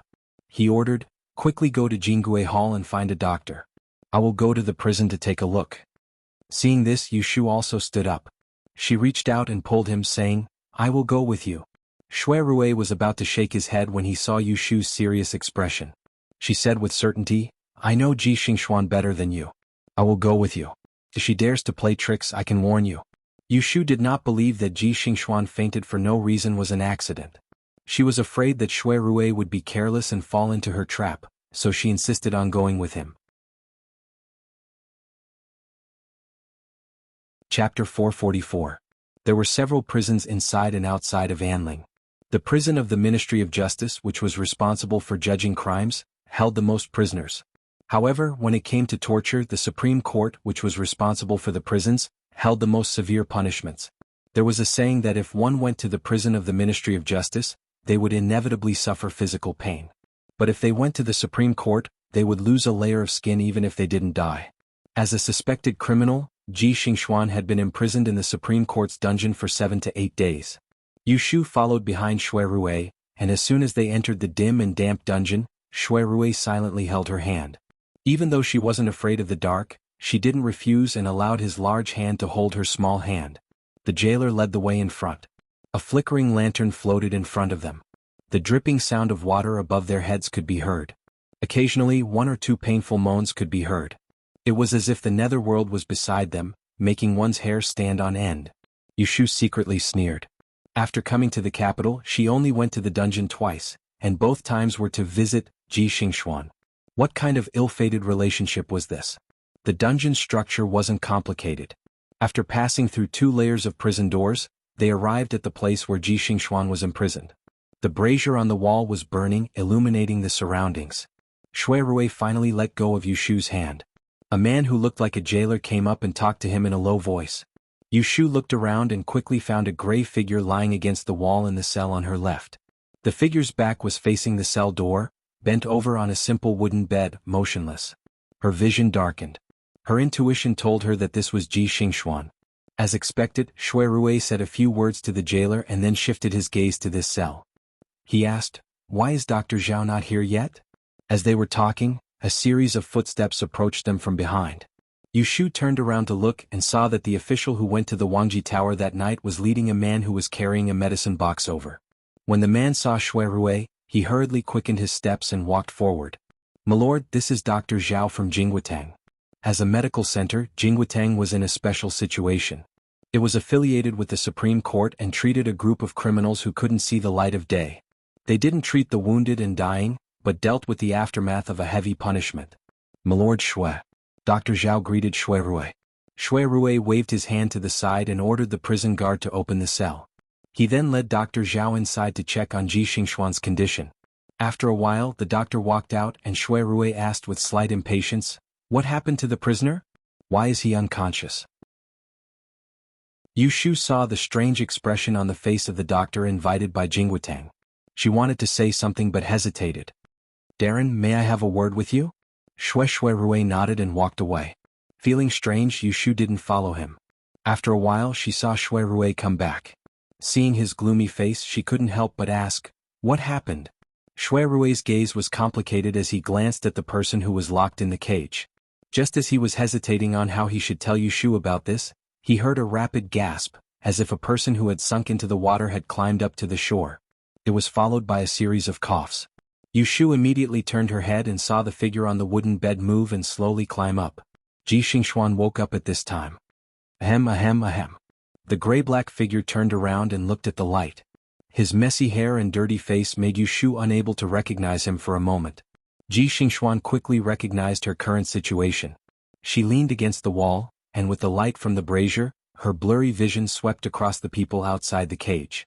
Without saying a word, she raised her numb left hand and pressed it against her abdomen. After a few moments, a hoarse laugh popped out of her throat. Yu Shu heard her extremely hoarse voice, but it was conveyed to them word by word. I want to see Prince Ning."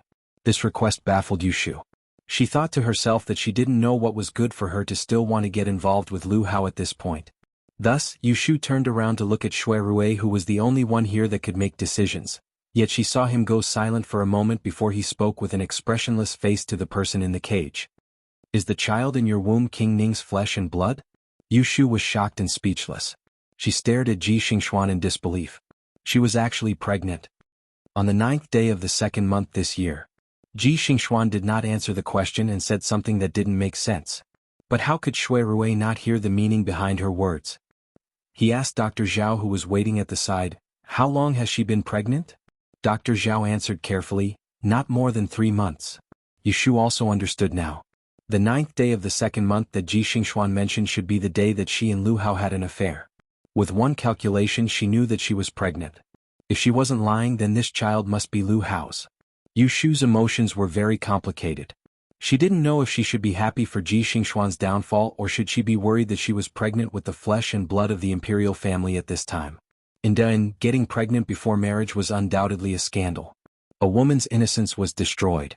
Even if she didn't have to be drowned in a pig cage, she would still be despised by the world. But to Ji Xingxuan, this scandal became a life-saving straw. Under these circumstances, it was no longer possible to use torture to interrogate Ji Xingxuan. It was fine if Shui Rui didn't know. But since he knew, if he continued to hide it, he would be suspected of persecuting the blood of the imperial family. So even if Ji Xingxuan didn't ask to see Ning Wang, Shui Rui still had to inform Lu Hao of this matter and let him make the decision. This point Yu Shu could think of, and Shui Rui would definitely be aware of it. So he made a prompt decision and got the doctor to prescribe medicine for Ji Xingxuan to protect the pregnancy. At the same time, he sent a subordinate to inform Ning Wang Fu. When Ji Xingxuan heard Shui Rui's arrangements, she quietly lay back in the corner and covered herself with a thin blanket. She no longer cared about what was happening outside. She didn't even look at Yu Shu, who had a deep hatred for her. She was completely lifeless, without any trace of the joy of being a mother. Yu Shu didn't have the mood to kick her when she was down. She looked coldly at her dying breath. After a while, she and Shui Rui left this dark and cold prison cell. Shui Rui and Yu Shu didn't return to Wangji Tower, but went to the Yamen of the Supreme Court to wait for news from Ning Wang Fu. In the dead of night, there were only patrolling soldiers on duty in the enormous Yamen. The officials that came and went during the day had gone back to their homes before the sky turned dark. Shui Rui brought Yu Shu into the rear hall. In the place where he usually rested, he could speak without worry and didn't have to worry that the walls might be eavesdropping. Ji, based on your understanding of Ning Wang, would he come out to vouch for Ji Xingxuan for this child? He's a person who cares about his reputation. If he knew that a criminal was pregnant with his flesh and blood, he probably wouldn't be happy. Then according to what you're saying, he would place righteousness before family? Yu Shu had a grudge against Ji Xingxuan and she also had a grudge with Lu Hao. Not to mention the distant ones. During the Shuangyang conference she had been schemed against by Shui Yun and had been captured by Lu Hao. Afterwards, when the incident occurred, Shui Rui and Jing Qin quarreled at the morning court, enraging the imperial countenance. Lu Hao took the chance to frame the fourth imperial prince Lu Si, causing the other to be expelled from Jing. He had gotten rid of a competitor without bloodshed. The shrewdness of his methods made others wary. No, he will protect this child. Shui Rui saw the confusion in Yu Shu's eyes and calmly explained to her. 3 years ago when Ning Wang established his fu, he only had a daughter born from a concubine. Ning Wang Fei had just entered the fu not long ago and there has not been any good news. If the child in Ji Xingxuan's belly is a boy, then it will be his eldest son. No matter what, he will not abandon it. Yu Shu's brows furrowed, confirming Shui Rui's analysis. Indeed, with the Yin dynasty's culture, respect for the Tao and respect for Yi, the eldest son meant that the bloodline would be passed on. If he abandoned it, it would go against the Tao of Yi and be undesirable. It seemed that Ji Xingxuan also understood this point, which was why she was so determined to see Lu Hao. This Ji Xingxuan, her life is really tough. Shui Rui sighed. According to the doctor's diagnosis, it's true that her body is weak, but the child in her belly is safe and didn't die because of the torture. She really is lucky. Yu Shu nodded her head. Wasn't her life tough? Every time a disaster came, Ji Xingxuan would be able to escape in time. This time, when she was really at the end of her rope, she had managed to grab onto a life-saving straw. Although she felt helpless, she also saw a favorable side to this matter, so her eyes flashed and she said to Shui Rui, "His Majesty wants you to close the case in a month. With this kind of accident happening, you can use this opportunity to delay it. It's not your fault anyway, so it won't be blamed on you." Shui Rui saw that she was still thinking for him at this time. He was both happy and worried. He sighed lightly. "I would rather close the case as soon as possible, so that you won't be targeted by that poisonous woman. A long night is fraught with trouble." He was very clear about the grudge between Yu Shu and Ji Xingxuan. So compared to not being able to report back, he was more concerned about not being able to help his sweetheart resolve her future troubles. Hearing him say this, Yu Shu felt good inside, but her face showed disdain. She said disdainfully, "Why would I be afraid of her?" Honestly speaking, at this point, Yu Shu was no longer as apprehensive about Ji Xingxuan as before. The two of them had fought more than once or twice. In the end, Ji Xingxuan had always been defeated by her and wasn't a threat. He. Shui Rui gave a low laugh. Looking at her sharp brows, he actually felt much more relaxed. The two of them turned to discuss countermeasures. After waiting for 2 hours, someone from Ning Wang Fu finally replied, "Greetings to Shui Darren. Our Wang Yi invites Darren to come to the Fu for a chat." Shui Rui and Yu Shu exchanged a look. Inside, they were sure that Lu Hao was going to protect this child. Otherwise, Lu Hao could just ignore it and pretend that the child in Ji Xingxuan's belly wasn't his. This was a matter where there was no evidence. Whether to admit it or not, it was all up to Lu Hao. Wait for this official to tidy up before going to visit Wang Yi. Shui Rui sent away the people from Ning Wang Fu and turned to say to Yu Shu, "You go back to Wang Ji Lu first. I'm going to see Ning Wang and see what he has to say." Even though Yu Shu wanted to see the excitement, she understood that this was not the time to cause trouble for Shui Rui.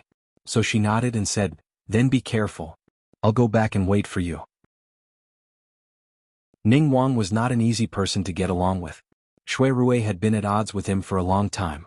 Encountering this kind of matter, he might fly into a rage out of humiliation. Yu Shu was slightly worried that Shui Rui would take his anger out on him. Chapter 445. In the fourth watch period, Wang Ji Tower was silent. Yu Shu was draped in clothing as she reclined on the ebony couch in the living room.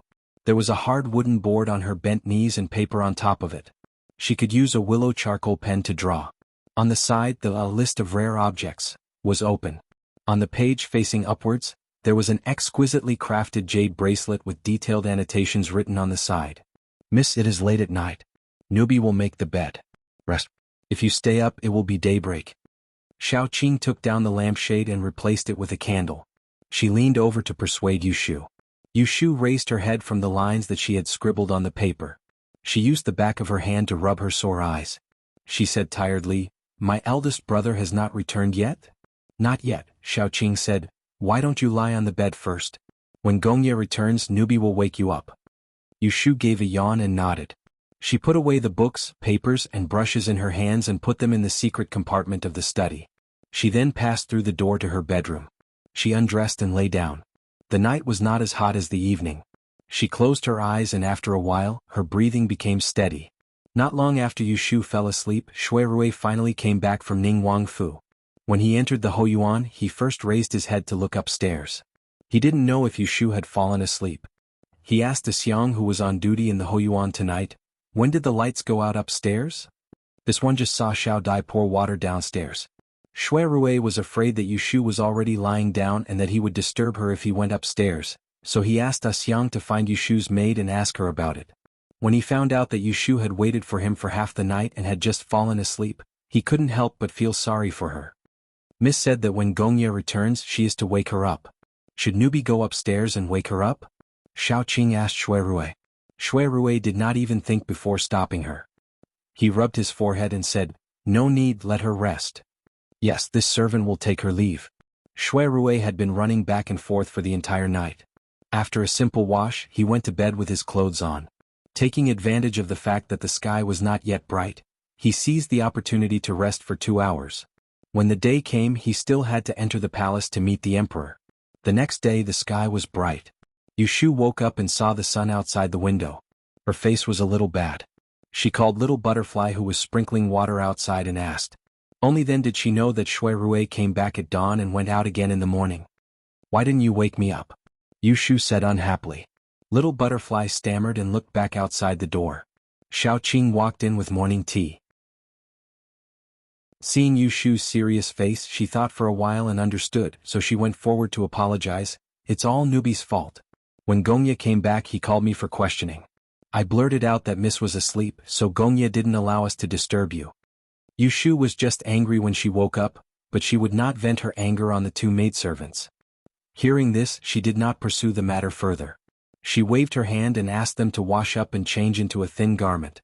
Because the weather was hot, she only wore a ginger half-sleeved shirt. She tied a ribbon satin around her waist and hung a pouch with the arithmetic seal and the door key. She had no appetite for breakfast. After drinking half a bowl of red bean porridge, she rushed out. 2 days ago, Fang Zijing informed her that she was chosen to accompany the emperor on the day of divine ancestor sacrifice and asked her to go to Taisher Shuyuan at 2:15 in the morning. She slept late last night. Sitting in the carriage, she inevitably felt dizzy. She held the beast jade seal and pressed it on her eyebrows all the way before she gradually woke up. Rongxing Hall, located at the end of the south gate of the Taisher Shuyuan, was the place where the academicians usually gathered to discuss matters. Today it was rare for 18 academicians to gather together. The morning classes were suspended for the day, and there were many students standing in the courtyard to watch the fun. Inside the hall, there were seats on the east, west, and north sides.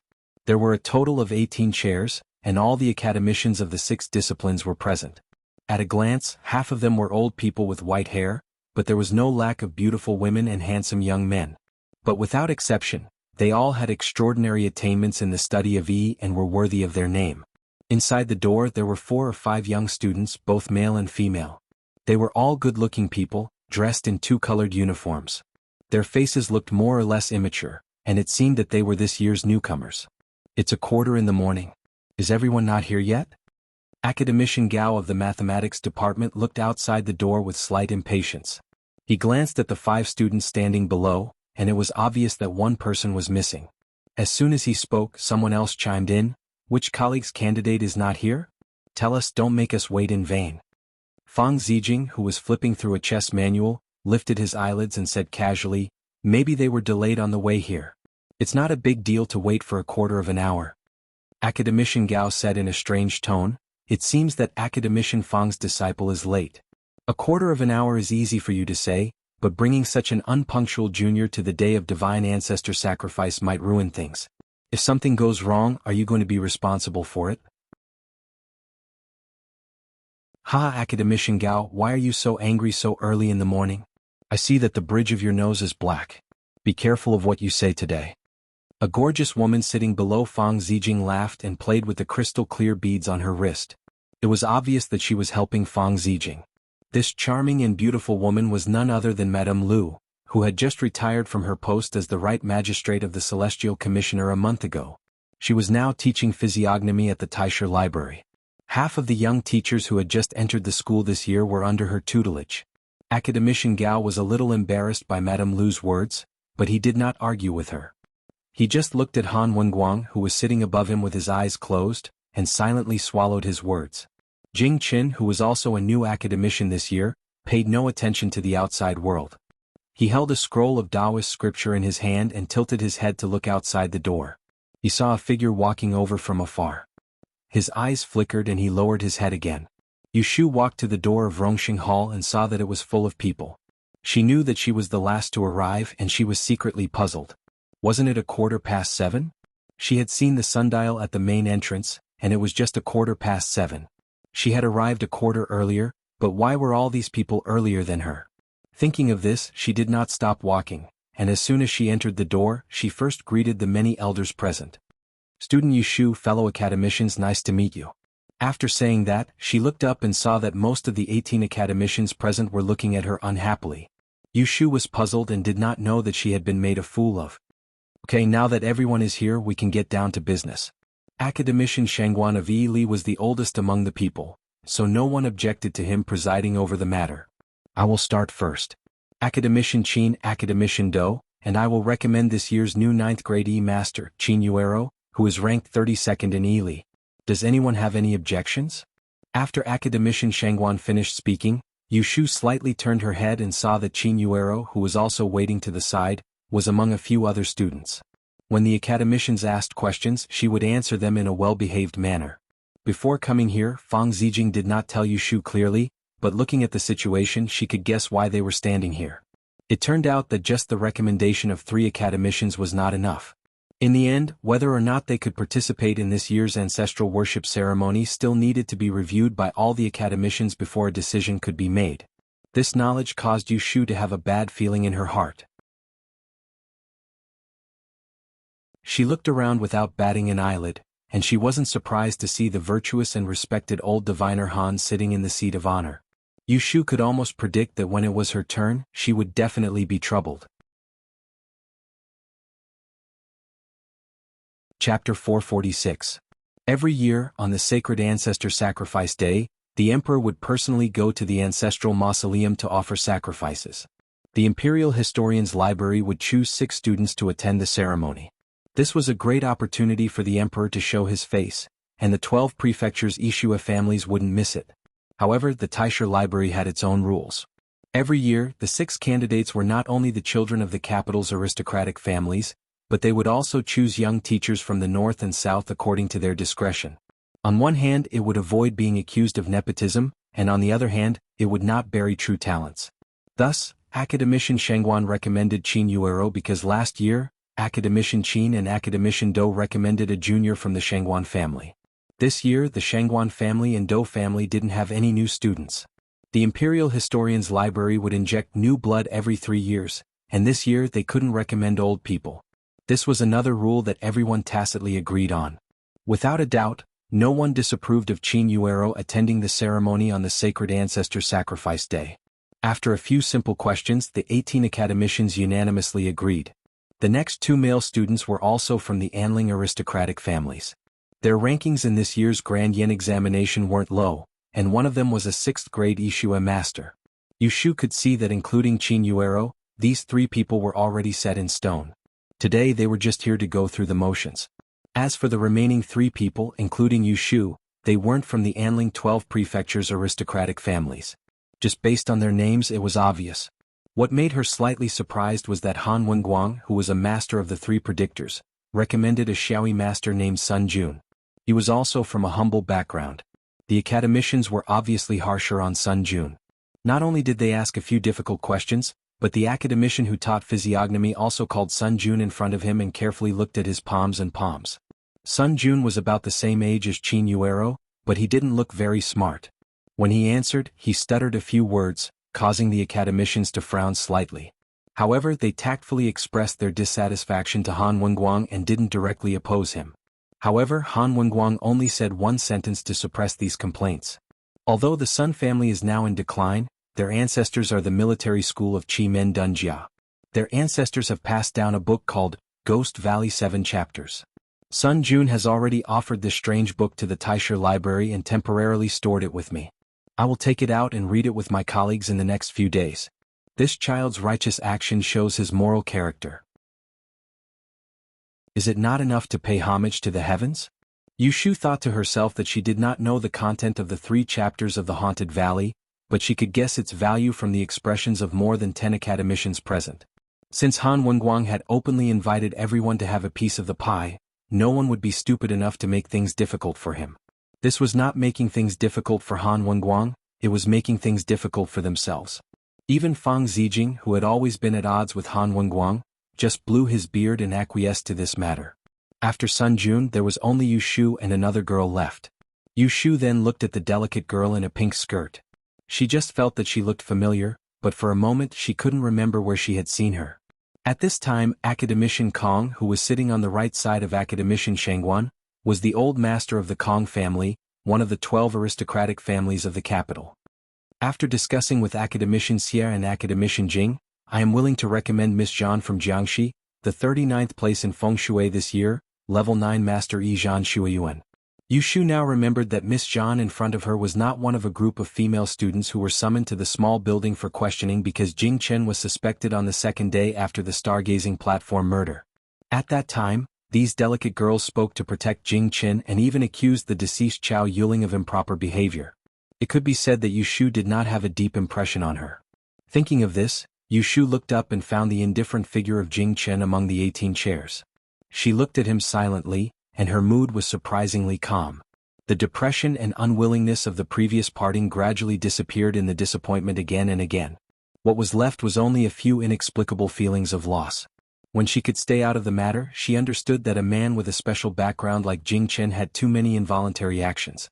He could sacrifice himself for the greater good, but Yushu was a self-respecting, selfish and self-centered person. There was such a clear difference in essence. Even without Shui Yun's involvement, they would eventually go their separate ways. Yushu looked on coldly. The academicians did not make things difficult for Zhan Shuiyuan like they did for Sun Jun just now. Seeing that she answered a few simple questions, they approved of her cleverness. After everyone nodded, Zhan Shuiyuan blushed with joy. She secretly glanced at Jing Chen, then retreated to the door and stood together with Qin Yuero and the others. Yushu did not care about this short scene because Fang Zijing had already spoken. After waiting for a long time, it was finally her turn. This year's Grand Yen examination is in an eventful period. First, the Celestial Commissioner's officials practiced favoritism and committed fraud. The astrology section issued a white list, and the mystic arts section actually did not have a champion. Next, the arithmetic section unexpectedly produced a female fortune teller. The first thing Fang Zijing said seemed to have nothing to do with the main topic of the day, but after thinking about it carefully, the 3 things he said were all related to Yushu. I'm sure everyone here has heard of this young female fortune teller. This old man, Madame Lu, and academician Sima recommended her. As soon as he finished speaking, Yushu instantly felt more than 10 pairs of eyes fixate on her. Their gazes were not reserved at all. None of the 5 people in front of her had enjoyed this kind of special treatment. Even though she had seen many big scenes and was very calm, facing this group of old and shrewd elders, who added up to almost 1,000 years old, was enough to make her feel uncomfortable. There was pressure, but she would not cower. The Imperial Historian's Library was a place with rules. She was a 4th-grade fortune teller. In terms of rank, among the academicians present, there were not many who were stronger than her. However, even if she thought this way, others might not take it seriously. Yu Xuanzi is indeed one of the most outstanding of the younger generation who entered the academy this year. However, I heard that Yu Xuanzi gambled with someone, humiliated them in public and stole their seal. I personally feel that such an unruly, impulsive and reckless woman is not suitable to participate in the solemn scene of ancestral worship. Yushu originally thought that they would more or less raise a few academic questions for her to perform and then make things difficult for her. Who knew that the higher-ups would directly reject it? The reason was that she had caused a ruckus at the banquet at Wangjilu last month. Her words were righteous and unruly. To put it bluntly, she didn't swallow her anger and instead slapped Han Wenguang's face in public. The person who spoke was Academician Gao, who looked to be in his 50s. He was considered young among the group of white-haired old people.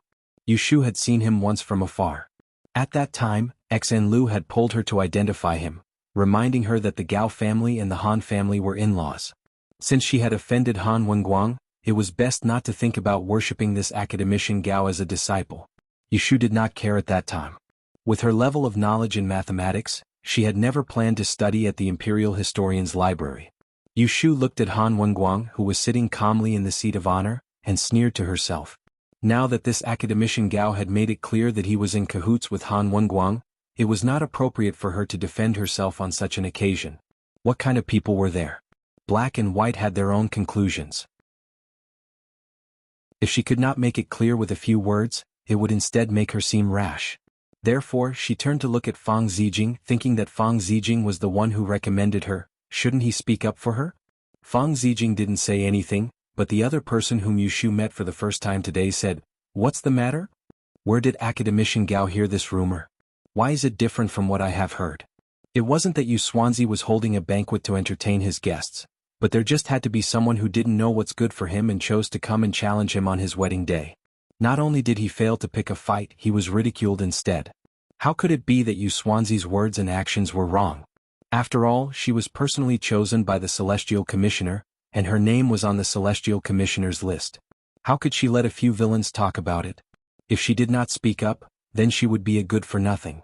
The woman sitting on the right side of Fang Zijing was in her 30s. She had a pair of phoenix eyes and a smile, but the words that came out of her mouth were full of sarcasm. Yushu had no doubt that this beautiful and sharp-tongued woman was the famous Madame Lu at a glance. Guessing her identity, Yushu quickly figured out why the other party would speak up for her. Han Wenguang was ambitious and wanted to be the leader, break away from the Celestial Commissioner and set up his own organization. He tried to use Yushu as an opportunity to smear the face of the Celestial Commissioner.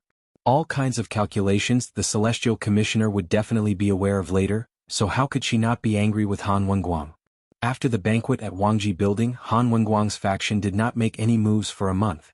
Presumably he was suppressed by the Celestial Commissioner, so he did not act rashly. But even so, Madame Lu, who had just stepped down from the Celestial Commissioner's position not long ago, had a conflict with Han Wenguang. At this time, it was not difficult to understand why she would say a few words for Yushu. Academician Gao's eyebrows trembled because of Madame Lu's sharp rebuttal. He couldn't help but retorted sarcastically. He used the virtue of women to argue, but Madame Lu grabbed him and scolded him. Everyone present was speechless. It was not that they didn't want to interrupt, but they couldn't. The result of a quarrel between a man and a woman could be imagined. Yushu widened her eyes and watched Madame Lu rudely beat her chest and stamped her feet on academician Gao. She was so envious of her. When could she get that position? If she was in a bad mood, she would scold whoever she wanted. In the end, academician Shangguan, who was the oldest, became the peacemaker. Ahem, listen to me. Let's stop for a moment. Don't let this affect the harmony between us. Whether Yu Xuanzi is chosen or not isn't something that can be decided by just one person. Why don't we have a vote? According to the rules, if more than half of the people agree that she should participate in the ceremony, others can't disagree. If not, we will find another candidate. Hearing this, Yushu didn't care what others thought. She felt unhappy in her heart. To be honest, she didn't have to go to the sacrifice day. She stood here and was criticized by a group of people because she didn't want to miss an opportunity to make progress. But it didn't mean that she was willing to be picked like a cabbage. If it didn't work, they would find someone else. She didn't even have the right to speak up. If she had known that she would face such a passive situation in Rongxing Hall, she might as well sleep in and wait for Shui Rui to come back in Wangji Building. I agree that Yu Xuanzi should participate in the ceremony.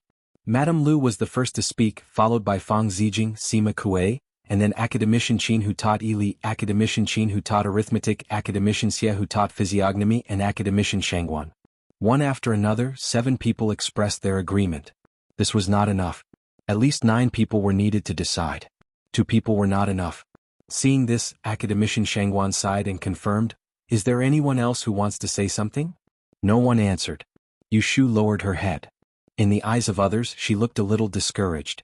Some of the young Ili teachers who passed looked at Yushu with sympathy, while others looked at her with schadenfreude. But in fact, as the person involved, Yushu didn't feel good or bad when she saw this situation. She just felt a little impatient. She wanted to end this voting without human rights as soon as possible and go back to her business. At this moment, a cold and clear voice rang out. I thought Yu Xuanzi was qualified to participate in the ceremony.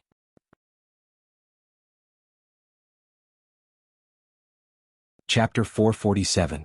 I thought Yu Xuanzi was qualified to attend the ceremony.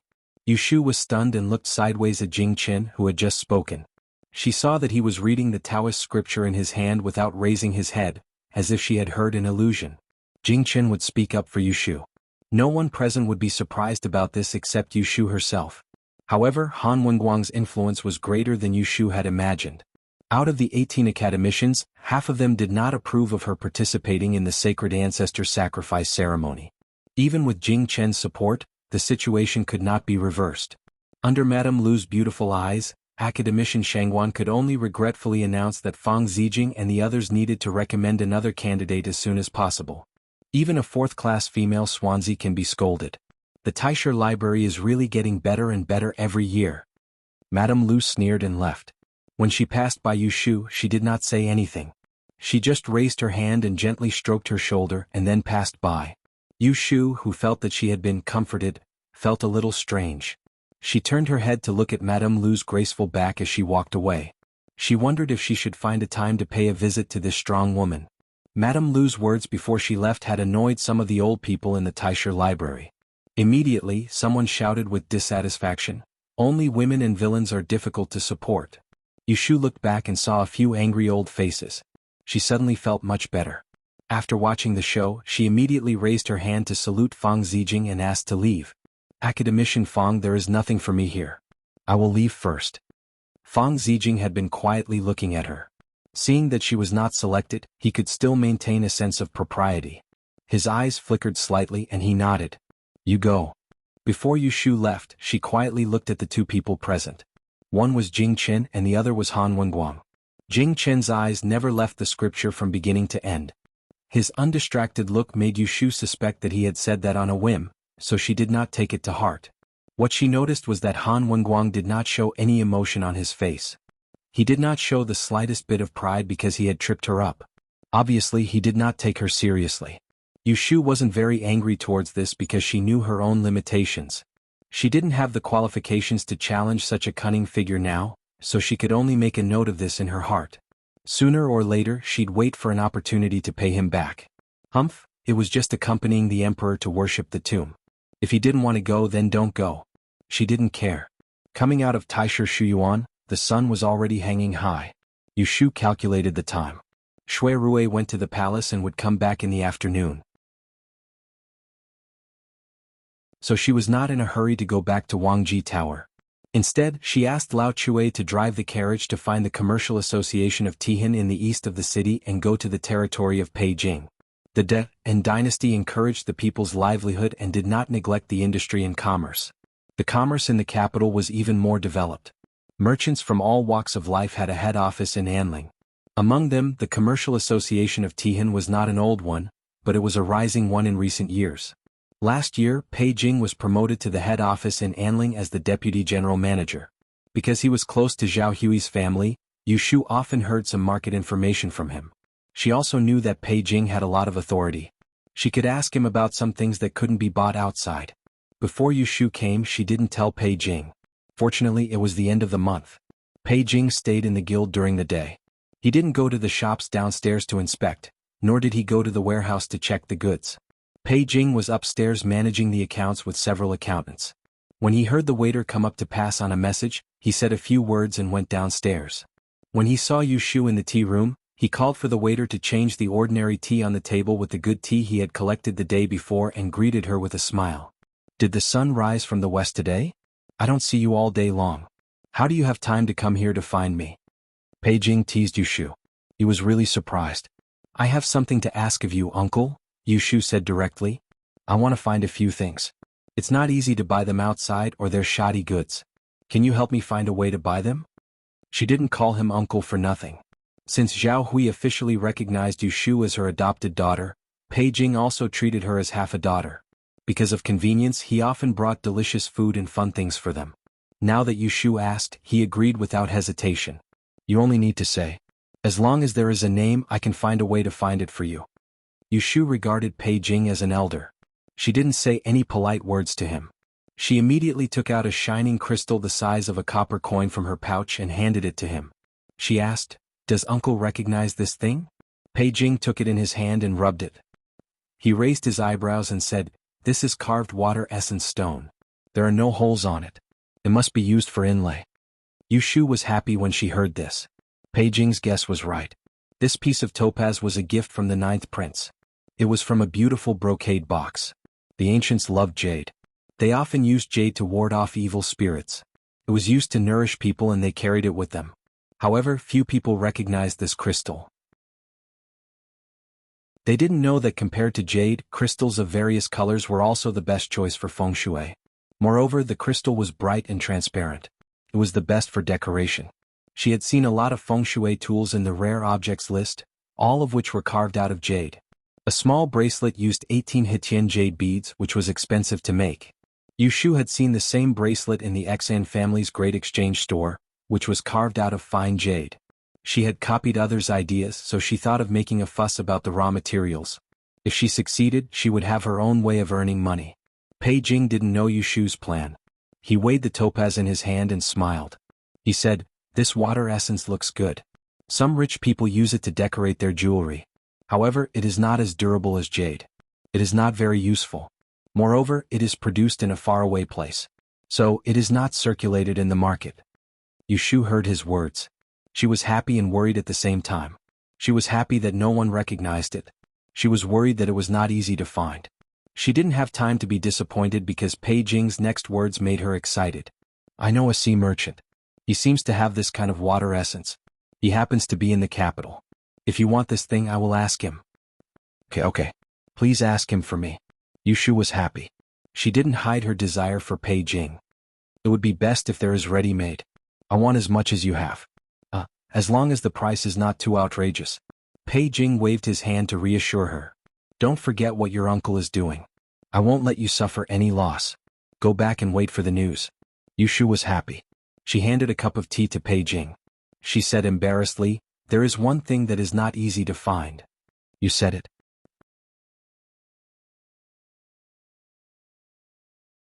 Chapter 448. Due to the prevalence of barter in Da'en, the peach wood, known as the dragon-subduing wood, was widely used by people. Ordinary people could not afford to buy gold, silver, and jade, but they also valued the saying of exorcising evil and seeking good fortune. They would often hang a piece of peach wood on the door beam of their houses, seeking both safety and peace of mind. Ordinary peach wood could be sold in the barter shops, and the price was not expensive. A foot-long piece would not cost more than half a string of money. But those were not of age. As long as it was more than 50 years old, the price would multiply by several times. Peach wood that was more than 100 years old was priceless in the market, and the 100-year-old peach wood root was even harder to find. When Pei Jing heard Yu Shu's request, his face revealed a hint of difficulty and he said, "Items of peach wood are mostly bought and sold in the barter shops. If it was only 30 to 50 years old, I could very well help you buy it at a low price. But this 100-year-old peach wood root that you want is even rarer than lingzhi and ginseng. Not to mention that it is not available outside. Even if someone could take it out, it would most likely be snatched away by the aristocratic families the moment it appears, and it would not be up to us merchants to extend our hands. Uncle does not dare to boast. I can only help you keep an eye out for this matter." Yu Shu looked a little disappointed as she nodded her head. "Then I will have to trouble you." She had heard Taoist Qing Jing pass on the theory of yin and yang and the 5 elements of energy, and knew that peachwood was the essence of the 5 elements. Only on the 100-year-old peachwood root would there be a trace of innate yang energy, which could subdue 100 ghosts, and was the best at suppressing evil yin. She was inspired by the list of rare objects, and taking into consideration that Shui Rui often had to come into contact with matters of the underworld when he was in the Supreme Court of Justice, and after a long time, he would inevitably attract evil yin.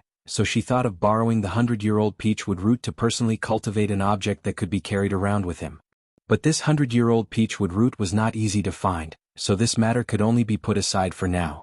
Pei Jing waved his hand and said, "We are a family, there is no need to be so polite. It is almost noon, you can go back and eat by yourself. I still have a big pile of accounts to verify here, so I will not keep you. As for the water essence, I will give you an answer by the day after tomorrow." Yu Shu bade farewell to Pei Jing and went to the northern part of the city to visit a few trading shops. She compared the good and the bad and purchased all kinds of items with the essence of the 5 elements to build a feng shui pond. Going back and forth like this, the 500 taels of silver she brought with her was all gone. But as the saying goes, one cannot catch the wolf without sacrificing the child. Thinking of the future profits, she didn't feel so pained. When Yu Shu returned to Wangji Tower in the afternoon, Shui Rui was already there. She called a waiter from the backyard to move the things she bought from the carriage upstairs. She then walked to the door of Shui Rui's room. When she pushed the door open, she saw that he was holding a bowl and chopsticks in his hand. There were a few hot dishes on the round table. They were still smoking and did not seem to have been touched. "It is already so late, you still haven't eaten?" Shui Rui raised his hand and motioned for her to sit down. He said in a low and hoarse voice, "Don't mention it. In the morning I went to the palace with Ning Wang to see the emperor and explain the matter of Ji Xingxuan. I angered the emperor. In order to protect the child in Ji Xingxuan's belly, Ning Wang knelt in the imperial study for 2 hours. I couldn't leave, so I could only stand at the side as punishment." Yu Shu looked at Shui Rui sympathetically and asked, "What happened after that? How did His Majesty deal with Ji Xingxuan?" From Yu Shu's point of view, of course, she didn't want to let Ji Xingxuan go. But with the current situation involving the imperial family, it was not something she could control. After His Majesty's anger subsided, he gave a secret order. Tonight, he asked me to secretly release Ji Xingxuan from the prison and hand her over to Ning Wang. Even though Yu Shu had already expected this, she couldn't help but curl her lips when she heard the emperor's order to bend the law. She said, "Are we still going to try this case? Many people are watching. At least, Chao family and Xan family will not let Ji Xingxuan go. Now that the murderer has disappeared, how are you going to explain this to the public?" When she finished speaking, she saw the corner of Shui Rui's mouth revealed a cold smile. He put down his bowl and chopsticks and leaned towards her. He whispered, "After tonight, there will no longer be a person called Ji Xingxuan in this world." Yu Shu's mouth widened in shock. She couldn't close it for a long time. Shui Rui poured 2 cups of wine. He handed one to her and brought the other to his lips. He slowly drank 2 mouthfuls before saying in a low voice, "His Majesty has always been biased towards the 7th prince. Now that such a scandal has happened, he will definitely cover it up. If we want to keep the child in Ji Xingxuan's womb alive and not cause any more trouble, there is only one way: to fabricate the false impression that Ji Xingxuan committed suicide to escape punishment. Only when she is dead, no one will pursue the matter." Yu Shu was momentarily speechless. She picked up the cup of wine that Shui Rui poured for her. She tilted her head back and drank it down. Her throat was burning. Only then did she feel that what she had heard and thought was true. Man proposes, God disposes. I had thought that Ji Xingxuan would be able to escape another calamity. Who would have thought that the straw that she was grasping at would actually prematurely sentence her to death? That day in Shenzhen Yuan, Yu Shu had clearly seen Ning Wang's attitude. Right now, he only wanted to protect the flesh and blood in Ji Xingxuan's womb. When Ji Xingxuan gave birth to the child, what awaited her was undoubtedly an ending where she would keep the child but lose the mother. Yu Shu did not want to deny it. She really did view Ji Xingxuan as a thorn in her side and wanted to get rid of her quickly. But knowing that she was about to face a tragic end, she did not feel much joy in her heart. Instead, she felt a sense of regret. Ever since she came to this world, this woman had always been at odds with her. It was as if she was destined to become her mortal enemy and fight endlessly. Thinking back to that day, her predecessor had died in vain because of Ji Xingxuan. Now, because of her, Ji Xingxuan had finally walked onto the road of death. Wasn't this what the Tao of Yi said? The cycle of heaven's law, retribution is not pleasant? When Shui Rui saw the complicated expression revealed on Yu Shu's pretty face, he sighed lightly and said, "You can't escape the consequences of your own actions. Ji Xingxuan only has herself to blame, so you don't have to feel pity for her." Yu Shu blinked and came back to her senses. She could not confess her thoughts, so she could only pass the empty cup to him and ask for another cup of wine. She smiled slightly and said, "You have known me for so long. Am I the kind of person who sheds tears and pretends to be compassionate? It is the best thing for me that she has ended up like this. I only feel pity that you have no chance to investigate this case." Yu Shu and Shui Rui were the same. They did not believe that Ji Xingxuan was the mastermind of the 2 murders in Taisha Shuyuan. They also vaguely felt that the mastermind behind the scenes was carefully planning something. Unfortunately, the clues were cut off from Ji Xingxuan and there was no way to trace it.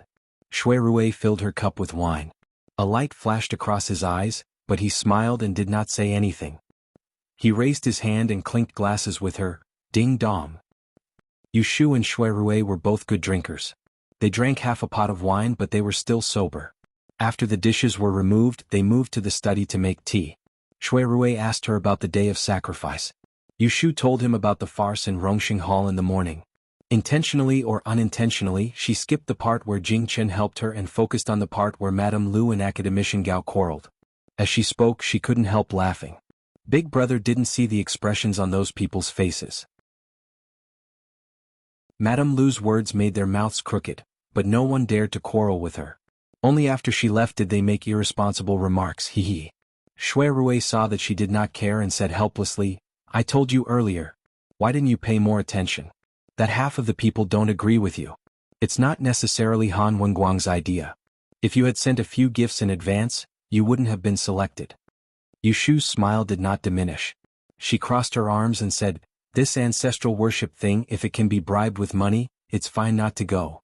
Even a fourth-grade female fortune teller like me can be pulled down by them. I can be selected by donating a special technique. Anyone with a discerning eye can see that there is something wrong. It's their business that they like to deceive themselves. Why should I cooperate with them?" Shuirue also knew that there were more and more muddy waters in Taisher Library in the past few years. Thinking about it carefully, it was good to be like Yushu. Forget it. After all, you are the most famous in this Dian. This kind of thing is just icing on the cake. Moreover, when the day comes, you will have to carry the artifacts with you. If there is any mistake, it will be either a blessing or a disaster. It's better to let others do it. Yushu was not interested in the ancestral worship ceremony. Hearing Shuirue mention it, she did not ask in detail. Instead, she leaned forward on the tea table and opened her round and bright eyes. She sweetly said, "Big Brother, I want to borrow a place from you to set up a feng shui pond. What do you think?" Shuirue rarely saw her acting like this. He really could not stand it. He nodded his head in confusion before asking her, "Where?" Yushu pointed upstairs. "The courtyard on the 3rd floor. I want to make a feng shui pond and personally raise some artifacts." Shuirue laughed. "You really know how to choose a place. There are 2 feng shui eyes in this Wangji loft. One is the small pond in the middle of the backyard. The other is the courtyard." Yushu laughed. "Then will you lend it to me?" It was just a place. Since she started asking, how could Shuirue not give it to her? However, seeing the fervent look in her eyes, he could not help but tease her. "What's in it for me to lend it to you?" Hearing his tone, Yushu secretly rolled her eyes. He was at it again. Every time young Master Shui wanted to take advantage of her, he would first ask for benefits and then wait for her to take the bait. She had acted dumb and let him have his way a few times. He really thought she was easy to trick. "Do you want me to give you a kiss?" Ahem. Shuirue did not expect her to be so straightforward. He choked.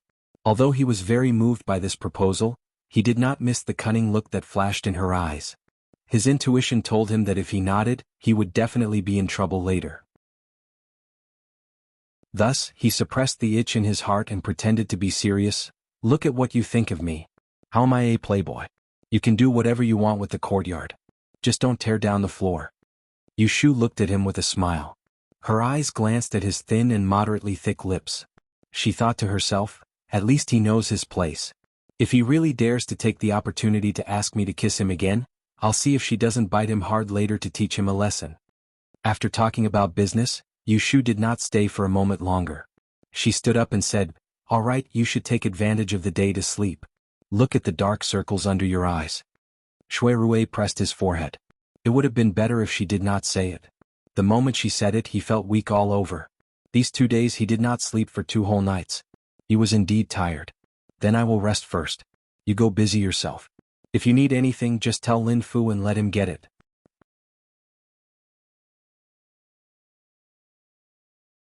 Chapter 449.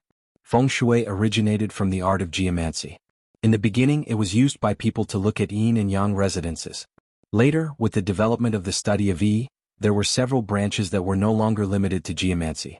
Masters of Yi condensed the metaphysics of Feng Shui into objects and used it to seek fortune and avoid calamity. Feng Shui ponds were best if they were natural. However, natural Feng Shui ponds were mostly located deep in the mountains and forests. It was inconvenient to use it on the spot. Thus, Masters of Yi would often build a feng shui pond in a certain area of their residences. According to the method of construction, there were 3 grades of feng shui pond. The 3rd grade feng shui pond could only be used to regulate the front and back of the house. The 2nd grade feng shui pond could be used to nurture animals. The 1st grade feng shui pond could even be used to guard the residence. It sounded mysterious, but when one understood the principles, it was just that. Yushu was a practical person. When she said she wanted to set up a feng shui pond, she asked Shui Rui for a piece of land. In the next moment, she brought people upstairs to clean up the place. In the courtyard of the 3rd floor of Wuxia Tower, there was a hui corridor. Looking up at the sky, the feng shui pond was perfect. In the middle of the empty space was a 1-meter wide balcony. It was paved with uneven cobblestones. After a few spring rains, a few weeds had sprouted in the corner. There were also a few palm-sized pieces of tender green moss. Yushu had set her sights on this small piece of land a few days ago. She took out a pre-drawn map and gestured on the ground. She had 2 handymen, Ah Ping and Ah Xiang, dig out the stones in the southeast corner, revealing a 3 chi radius of flat land. She watched as they cleaned up the soil while instructing Xiaoqing to call Lin Fu over. "Miss, you're looking for me?" Lin Fu ran up after a while, panting. "I remember there's a fish tank in the main kitchen. Have someone clear it, wash it, and fill it with half a vat of spring water for tea. Carry it upstairs for me." Yushu squatted at the edge of the balcony and weighed a few cobblestones in her hand. "Ah." Lin Fu had a strange expression on his face. He hesitated and said, "There are fish in that vat every day and it smells fishy. If Miss wants to use a water vat, there is a large porcelain cup in the front hall. It looks beautiful." Yushu sneered and threw away the stone in her hand. "I want that fish tank. Hurry up and go. Don't delay my business." What was the use of being beautiful? The fish tank in the kitchen looked inconspicuous, but it was filled with fish that Shui Rui had carefully selected from all over the country. These fish were full of spirituality and were on the verge of becoming spirits. When cooked into a dish and eaten, it could increase one's fortune.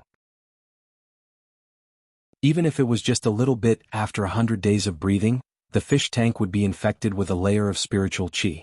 It couldn't be better to use it as a feng shui pond. Lin Fu didn't go against Yushu. He obediently went and carried a spare water tank from the warehouse to keep the fish. He cleaned the fish tank that Yushu wanted and personally delivered it to the roof. In the afternoon, business in the restaurant was slow, so he stayed on the side and watched Yushu tidy up the fish tank. After she placed it in the right place, she took out a strange ruler and a piece of paper. She measured the distance between the fish tank and the fish tank. She then filled the area with some strange objects such as tortoise bones, copper plates, red sandstones, and even 2 pieces of Poria coco's root. By the time Yushu was done with this corner, the sun had already set. "It's done." Yushu patted the dust off her hands and took the teapot from Xiaoqing's hands. She drank 2 mouthfuls of water and looked at her first feng shui pond with satisfaction. She ordered the waiters and handymen on both sides, "Just leave it like this. No one is allowed to come up to the courtyard on the 3rd floor without my permission. Do you all hear me?" "Yes, Mississippi," a group of people answered. "All right, go and do what you need to do." Yushu dismissed all the people and went back to her room. There was hot soup and water waiting for her. She took a clean bath and put on a comfortable silk dress. She went downstairs to find Shui Rui. When Shui Rui woke up, his complexion looked much better. He ate dinner with Yushu, and there was still a few hours before they had to leave, so he curiously followed her to the patio to look at the feng shui pond that she had built. The Shui family naturally had no lack of feng shui treasures in their house. When he saw the gray fish tank in the corner of the balcony, the corner of his eyes twitched. He turned his head and asked her, "Is it really useful to do this?" Yushu was a little unhappy when she saw his doubtful look. She rolled her eyes and pulled his sleeve to the side of the fish tank. She said, "Close your eyes and raise your hands above your head with your palms facing the sky."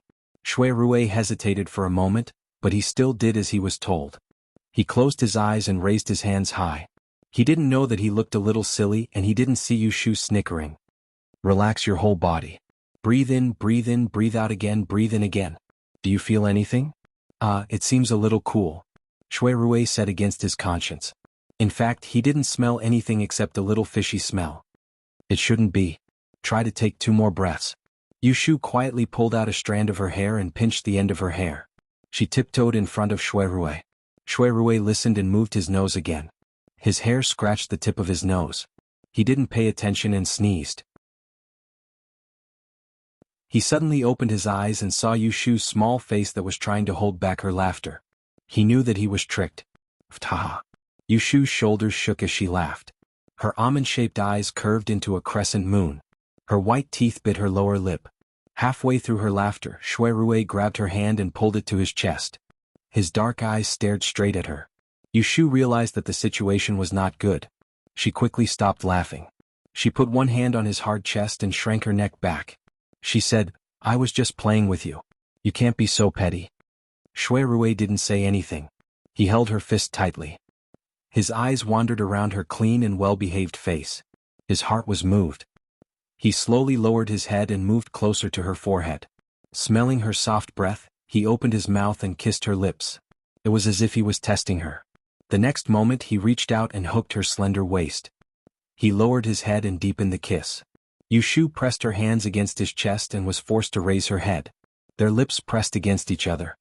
His gentle breath made it impossible for her to reject him. It was only a moment of hesitation, but it allowed him to attack her. The man's nimble tongue gently swept across her lips and teeth with a hint of deliberate flattery. It was slightly hot. It was the taste of entanglement that she had never experienced before. Very quickly, this inexperienced leftover woman was mesmerized by the kiss. She allowed his strong arms to wrap around her small waist. She narrowed her eyes and enjoyed it. In a daze she thought, this fellow's skills were too good. He must have trained. As soon as this thought came out, Yu Shu's mind became clear.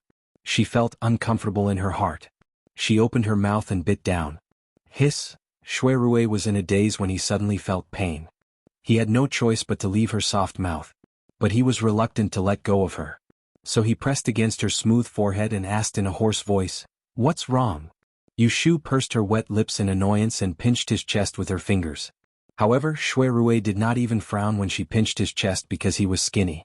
She did not pinch much of his flesh and it was neither painful nor itchy. "Who allowed you to kiss me?" Shui Rui didn't know what she was thinking.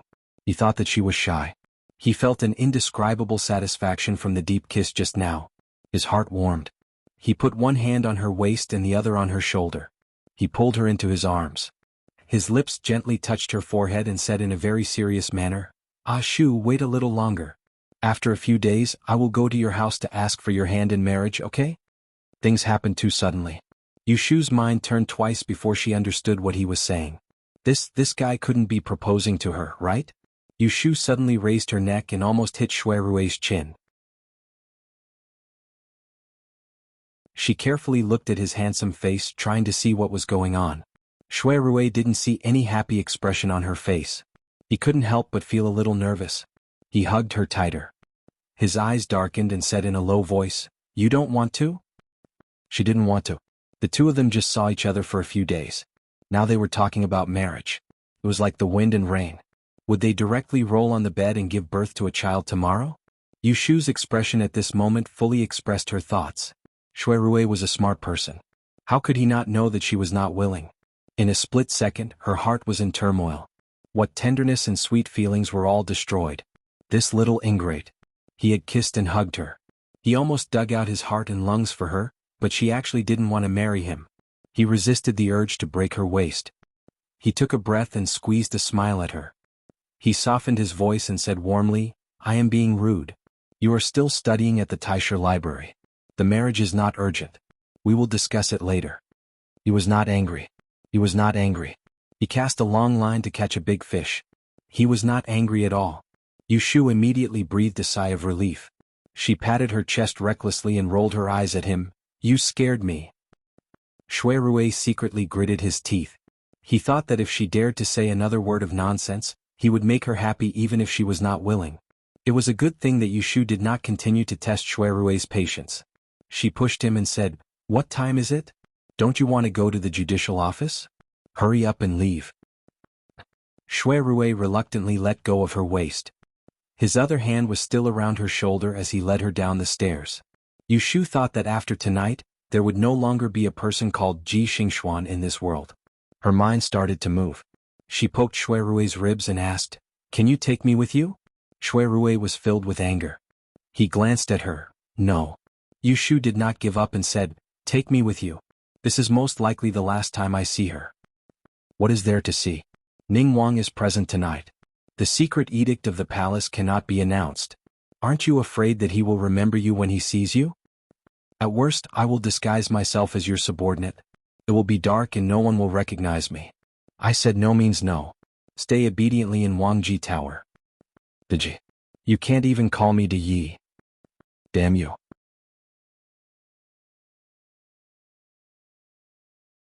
Chapter 450. In the end, Yu Shu did not manage to convince Shui Rui to bring her to the Supreme Court. In the dark, she stood in the corridor on the second floor and watched him get on the horse carriage. She then turned back to the room to look at the unfinished cases. During these past few days, Yu Shu had gradually sorted out the files that Shui Rui had brought out from the Supreme Court, and she gathered all the information that she needed. At most, in another 2 or 3 days she would be able to start completing the law of time of calamity. When Yu Shu woke up the next morning, she was not surprised to hear that Shui Rui had not returned for the entire night. In order to smuggle Ji Xingxuan, the murderer, out of the Supreme Court's prison, it was necessary to fabricate a scene of her committing suicide to escape punishment. Most probably, the real culprit was already in Prince Ning's hands and there was an additional female corpse in the prison as a substitute. After having breakfast alone, Yu Shu went to the courtyard to check on the feng shui pond she had set last night. Yesterday, to test its effectiveness, she had placed a pot of gentle flowers and plants beside the fish tank. After a night of adjustment, the surrounding 5 elements essence began to circulate. Looking again this morning, it was not difficult to find that the direction of the flowers and leaves had begun to tilt towards the fish tank, tilting their necks. In fact, it was Yu Shu's fault for her mediocre aptitude and lack of wisdom. Otherwise, she would have been able to judge the quality of the feng shui pond based on her intuition. There would not have been a need to use the stupid method of flora orientation. Yu Shu saw that her first feng shui pond was successfully set up and was naturally happy. Although she had made a solemn vow in front of Shui Rui, she had been so worried last night that she could not sleep, fearing that her efforts would be in vain. She had set up this feng shui pond strictly according to the position of the Gate of Life, corresponding to the Northeast Gen Palace. Among the 8 gates, the Gate of Life belonged to Earth, flourishing in summer. Earth gave birth to all things, and it controlled the circulation of yang qi. It was the gate of great fortune. Among the 5 elements, water subdued Earth. She had chosen this fish tank and the spring water from the mountain, all of which had reiki. Under the restraint of the Gate of Life, the essence of water resided in the Gate of Life, growing and multiplying endlessly, circulating in this small feng shui pond. If she threw an artifact into the pond, after the sun and moon's good fortune, the Gate of Life would move, and the artifact that was nurtured would increase the person's luck. Using the essence of the 5 elements to nurture things, there is no lack of such methods in the list of rare objects. Anyway, Yu Shu has been taught by Taoist Qing Zheng, so she is not bad at all. Instead, she applies the 8 gates life and death swordsmanship she learned from Qing Zheng to the placement of the 5 elements in a bold and imaginative way. Although it seems nondescript, it is actually of excellent quality. If someone like Fang Zijing was here and saw her fiddling with this fish tank, he would definitely realize the mystery in it and scold her for wasting such a precious treasure. It was a pity that the people of Wangji Loft were all amateurs. Yu Shu, this unlucky child, had poor aptitude to the point that she couldn't sense any spiritual energy at all. Otherwise, she wouldn't have the guts to live in the room where Xia Jiangying died tragically. Therefore, under Yu Shu's subjective assumption, this feng shui pond on the patio, which is almost enough to protect the house, can only be used to nurture things. In the morning before Shui Rui comes back, Yu Shu sends a message from home. Aunt Chui has been driven back. The person who comes to deliver the message is Lu Zhong. After Yu Shu visited Assistant Minister Yin's mansion last time, she left some harsh words. Since the marriage couldn't be negotiated, Aunt Chui was disliked in someone else's house.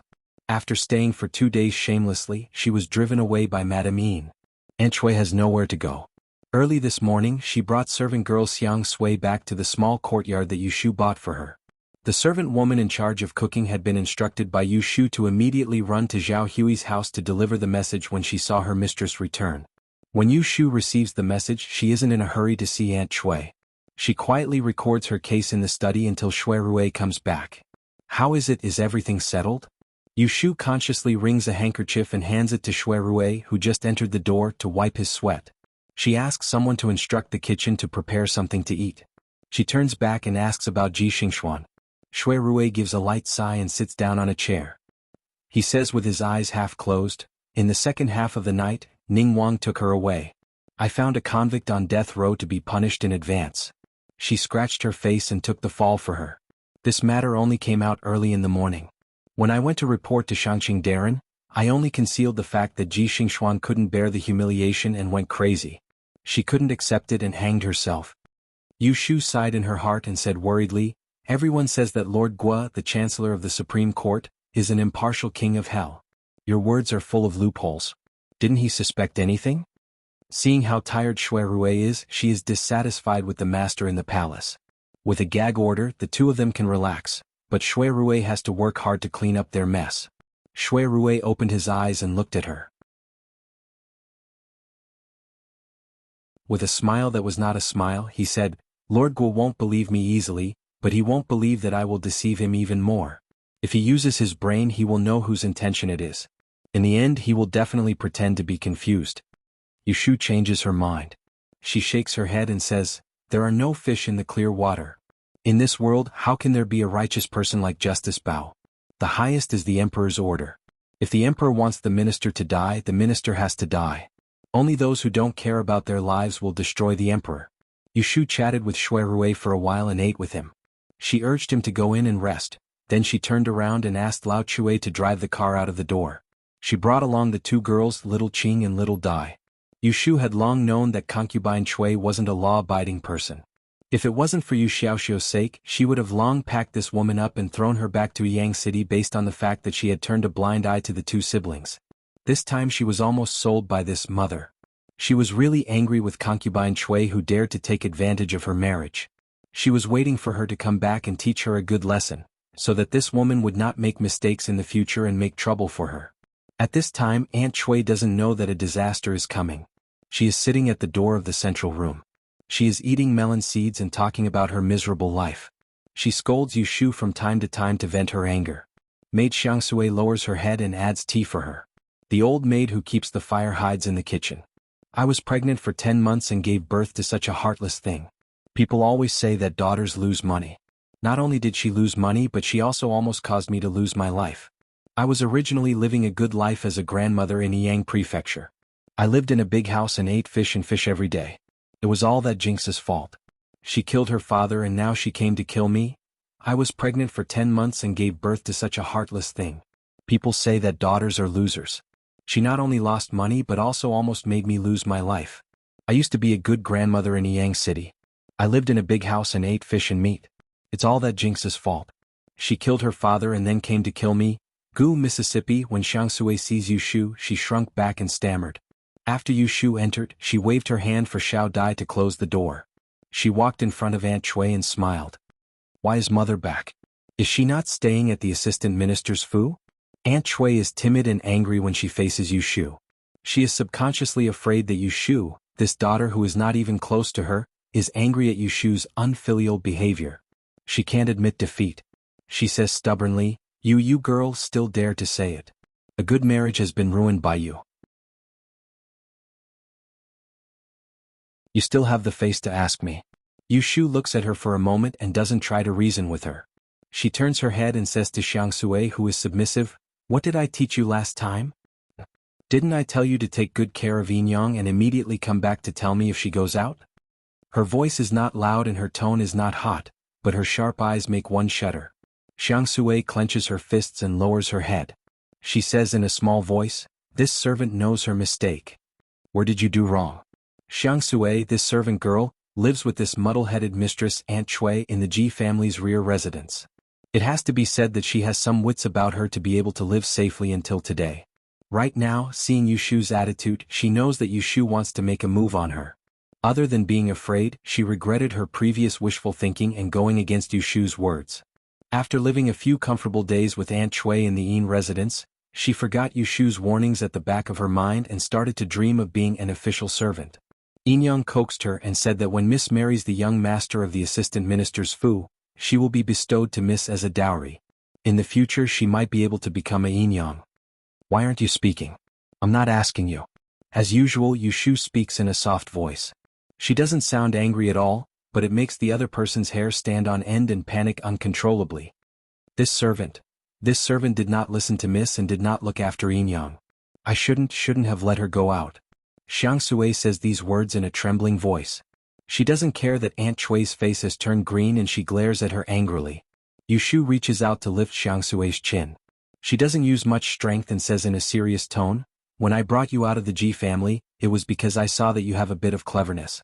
But now you eat my food, live in my house and wear my clothes, but you don't know who you should listen to.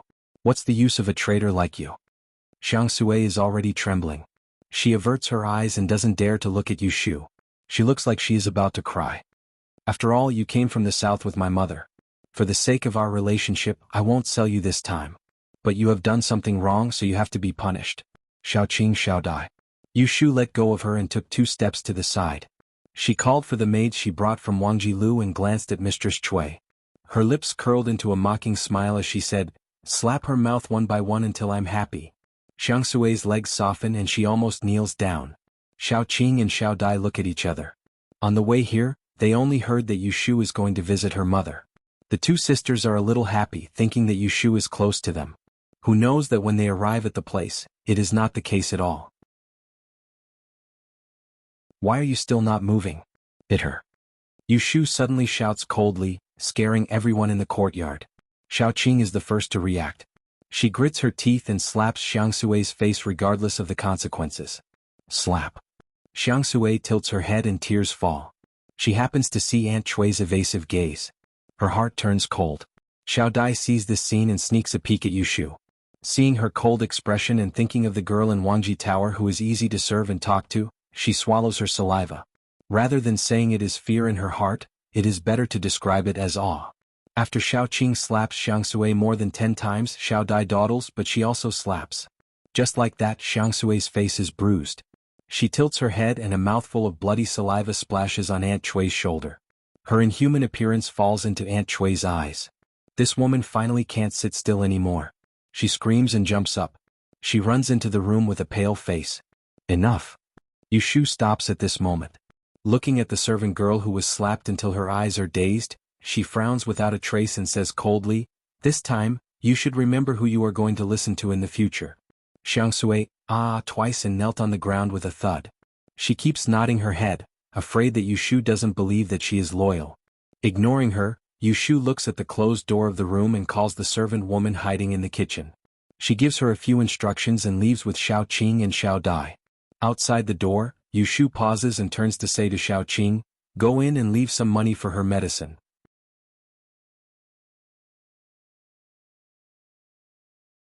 Chapter 451. By the time Shui Rui woke up, Yushu had already returned. The weather was intermittently hot. After dinner, the 2 of them sat by the small pond in the middle of the courtyard to enjoy the cool air. The front half of the Wangji Tower was a restaurant, while the back half of the building was empty. However, it didn't receive any guests. Slowly it became like one's own backyard. Shui Rui didn't know where Yushu had gone in the afternoon. He watched as Shao Qing and Shao Dai surrounded Yushu, busily arranging tea and incense. They were so careful that they didn't make any mistakes. "You saw something strange." He waved his fan and pointed at Yushu. "Did they make you unhappy?" The 2 maids froze. Yushu was fiddling with a few cherry wood skewers, trying to connect them with a red thread. She didn't even raise her head as she replied, "My mother is back. In the afternoon I'm going to visit her, so I'll bring these 2 to help me." Shui Rui knew that her mother ran away from home a while ago and didn't wait for him to help find her. Yushu waited for the matchmaker to come. She didn't tell Shui Rui about this. When she returned from Assistant Minister Yin's residence, she only told Shui Rui that she found the person. Shui Rui was the most tactful person.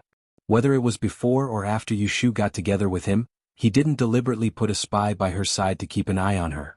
Therefore, when Yushu encountered some trouble, if she wanted to hide it from him, Shui Rui could turn a blind eye to it.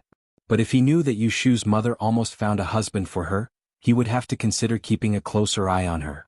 I will still say the same thing. After all, she's your birth mother. No matter how thin the relationship is, it can't be ignored.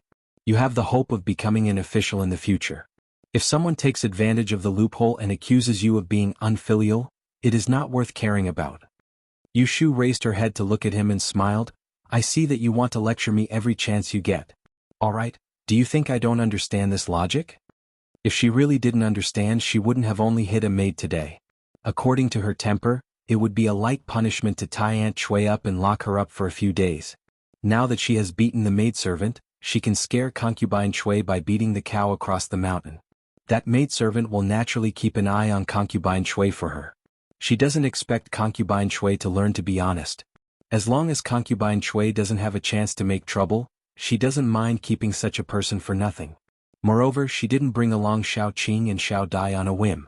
She had stayed in Wangji Lu for a long time, and these two followed her from day to night. They knew many things about her. Sometimes they would snitch in front of Shui Rui. No matter if it was good or bad, she didn't want to give them face. She didn't want to give face to Shui Rui, and he wasn't their real master, so it wasn't good to warn them directly. She wanted to use this opportunity to give them a warning so that they wouldn't be spoiled and would sell her out easily. Yushu didn't like to be disciplined, so Shui Rui didn't want to annoy her. He looked up at the moon and slowly waved his fan, saying, "Ji Xingxuan is dead." His Majesty retracted the edict. There is no need to investigate the Supreme Court's closed case anymore. It seems that I will be free for a few days. Since you weren't chosen to attend the ancestral worship ceremony, why don't we find a sunny day and find a mountain spring to drink wine? Yushu still remembered what Shui Rui said about the joy of drinking wine in the forest. Hearing this, she became spirited and said happily, "All right, let's call young Master Feng and Jinshu and Mimi. It's fun when there are more people." Shui Rui turned back and smiled at her. He nodded. "Then you set a date. Don't let it rain." "Don't worry about this. If I set a sunny day, there won't be any rain," Yushu confidently guaranteed. Her law of clear rain was not just for show. 5 days in a row was more accurate than the weather forecast of hundreds of years later. Yushu entrusted Pei Jing to help her inquire about the crystal. The next day, Pei Jing came to Wangji Lu to look for someone. He brought her a piece of good news. Yushu welcomed him upstairs. Just as she sat down, she saw Pei Jing smiling. "Xiaoyu, your luck is not bad this time. My friend who is a sea merchant came to the capital to sell his goods. He brought ready-made water essence with him.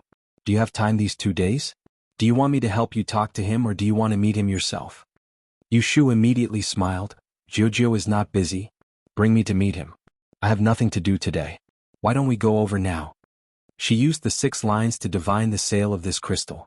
She knew that it would be smooth. Pei Jing said, "That's good. I told you earlier so that you don't have to worry." Yushu rubbed her hands and stood up. "I will go back to my room to get the money. Did you ask how many things that person has? What is the price?" "It's not expensive. It depends on the color you want." Yushu heard it and was happy. Why does he have several colors? She originally thought that most of the crystals were yellow and white. It was good enough to find a source. She didn't dare to think that she would have a good choice. Seeing that she was happy, Pei Jing said a few more words. "There are 4 colors: yellow, white, purple and pink. The pink one is rare and the most expensive. A palm-sized piece costs 80 taels of silver. The white one is not valuable. It only costs 30 taels of silver per caddy." Even though Yushu had already planned it, she couldn't help but be surprised when she heard the price. So cheap. A palm-sized piece could be made into 5 or 6 bracelets. It was obvious that the rarer something was, the greater its value. 80 taels was really not worth much. Pei Jing didn't mind and said, "If you don't do business, how would you know about the market? Rich people will buy gold and jade jewelry. Poor people won't be willing to spend money on these things that can't be used to eat or drink." That boss Liang is a jewelry merchant. This time he came to the capital to sell sea pearls and coral gems. He brought a few pieces of water essence. From the beginning he used it as a bonus. If someone was willing to spend money to buy it, he couldn't wait. If it wasn't for the fact that you might need it in the future, I would have fallen out with him at this price. Yushu licked her lips and said with a smile, "Can you help me estimate how much water essence he has? I will keep it all." Seeing her being so forthright, Pei Jing said with some hesitation, "Although Boss Liang doesn't have a lot of water essence, but if you take it all, it will still cost about 1,800 taels of silver. I know you have some money on hand, but you can't spend it. Tell me honestly, what do you want it for? If it's for serious business, then it's fine, but if it's just a plaything, as an elder, I have to discipline you." Why else would it be said that Pei Jing knew how to conduct himself? On the day Yushu came to find him, he was curious about what she wanted the water essence for. She didn't take the initiative to explain, so he didn't ask directly. He readily agreed to settle this matter with her first, then he would ask in detail later. Yushu thought about it and decided that there was no need to hide it from Pei Jing. In any case, she would take it out in the future, so she lowered her voice and told him, "This thing, water essence in the hands of others, is a worthless stone. But I can nourish it and make it into a piece of jewelry. When I take it out, it will become a treasure." Pei Jing was shocked and looked at Yushu skeptically. He wanted to say something but stopped. Yushu blinked her eyes at him and didn't explain any more.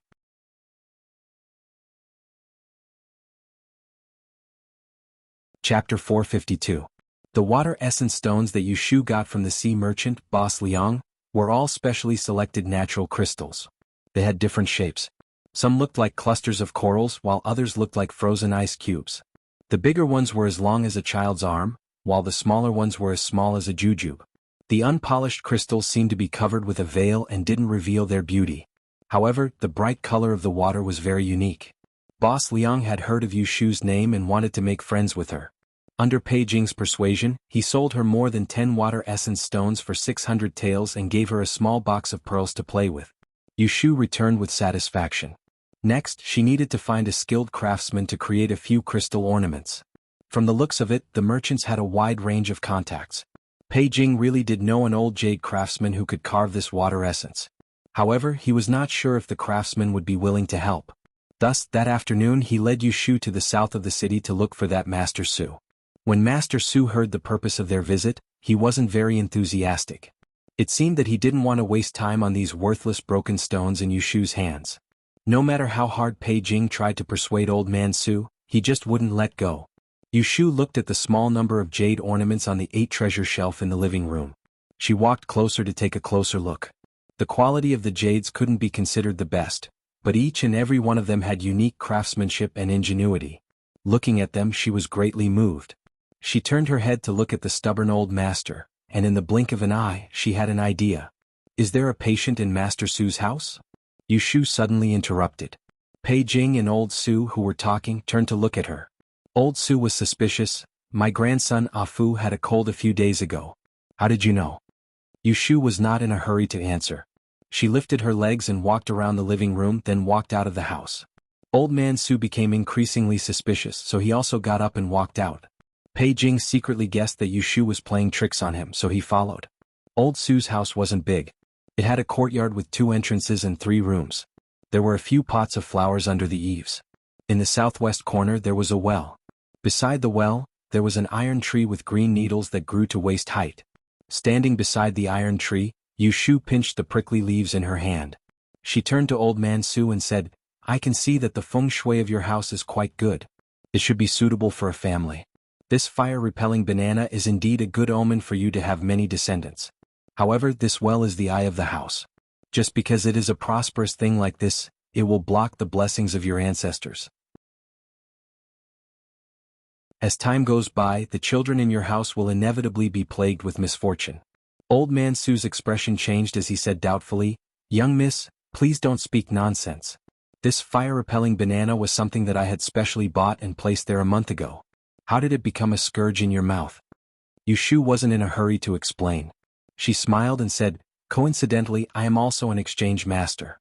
This year I have just obtained an official title. If Master Su doesn't believe me, can you hand over your grandson's birth data and let me read it?" Old Man Su treasured his grandson the most. He would rather believe that it was true, so he asked someone to prepare a pen and paper. When Yushu received the birth date, she immediately used the pen to calculate the date of Su Afu's illness. She even clearly stated that the child had caught a cold because of the rain. Her words were so convincing that Old Su had no choice but to believe her. Pei Jing then opened his mouth and said, "Master Su, if you believe the master from the exchange shop, why don't you listen to my niece? She is a proper hide-one master, why would she be afraid of lying to you?" With Yushu's origins revealed, Old Su didn't hesitate any longer. He immediately called for 2 apprentices and under Yushu's guidance, they carried the iron tree by the well to the backyard. Back to business, Old Su didn't have any reason to be unwilling. In the end, Yushu left a small piece of each color of the water essence and ordered the design. Old Su didn't even accept the deposit, and only told her to come back in a month to collect it. Yushu didn't want to wait that long. After clarifying the situation, she told Old Su to let him carve 2 strings of beads and come back in 5 days. At dusk, Yushu and Pei Jing were sent out by Old Su. Sitting in the carriage, Pei Jing couldn't help but sigh. Your ability to learn is getting better and better. Just by looking at the house, you can tell that there's a sick person in the house. Yu Shu smiled and said, haha, I don't have such good eyesight. It's just that my nose is sharp. When I entered the house, I smelled a bit of medicine. That's why I dared to trick him. Old Sue stayed at home and smelled the medicine, so naturally he didn't notice it. She used to carry a medicine pot with her and brewed medicine every day, so she was more sensitive to the smell of medicine than most people. Ah, then you said that the fire-parting bananas were fake? It's true.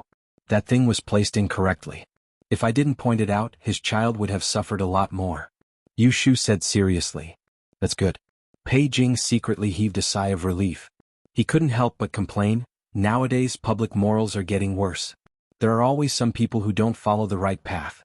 Instead, they rely on their abilities and swindle others. Just like that Ji family, they colluded with someone to make a fake life sign. They insisted that your godmother brought bad luck to her husband, causing her family's wealth to be stolen. She ended up living on the streets. Luckily, she didn't lose her life.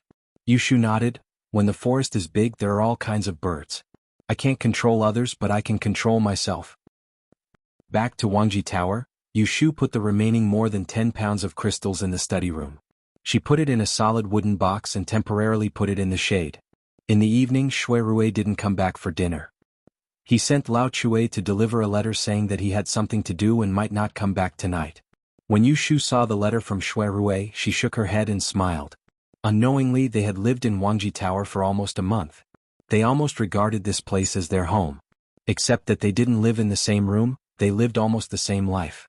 She needed to make a complete copy of the cases from the Supreme Court of Justice. She thought about it and decided that she would be able to return home within these 2 days. Without further ado, she would inform Shui Rui tomorrow, pack her things and return home.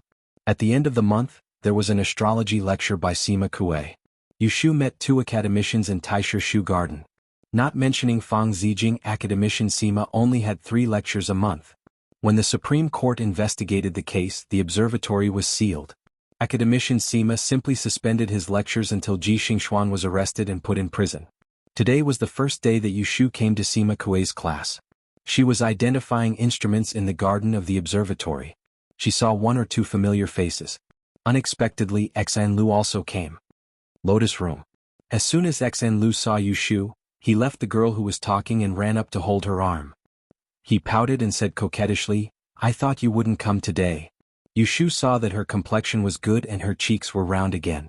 She couldn't help but pinch her cheeks and said, Are you feeling better now? Xan Lu covered her face and nodded. She looked around and tiptoed to her ear and whispered, Do you know that Ji Xingxuan died in prison? I heard that she couldn't stand the torture and hanged herself to escape punishment. Yu Shu turned to look at her. Xan Lu's face was sad. It was not because of schadenfreude but because of sympathy. I know. What did your family say? Do you still want to pursue the matter that she wanted to kill you? Ji Xingxuan was gone but the Ji family was still there. Ji Huaishan had 3 sons.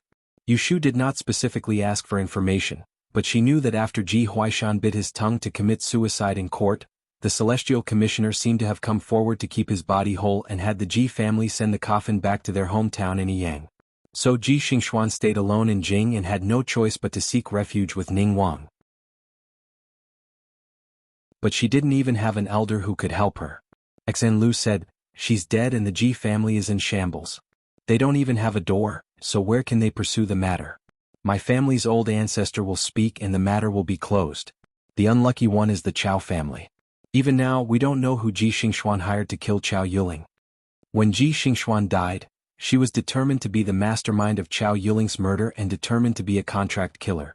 But the killer who strangled Chao Yuling that night on the observatory was nowhere to be found. Scholar Sima hadn't arrived yet. Yu Shu and Xan Lu were standing next to a sundial and chatting. Suddenly, a burst of loud laughter came from the south.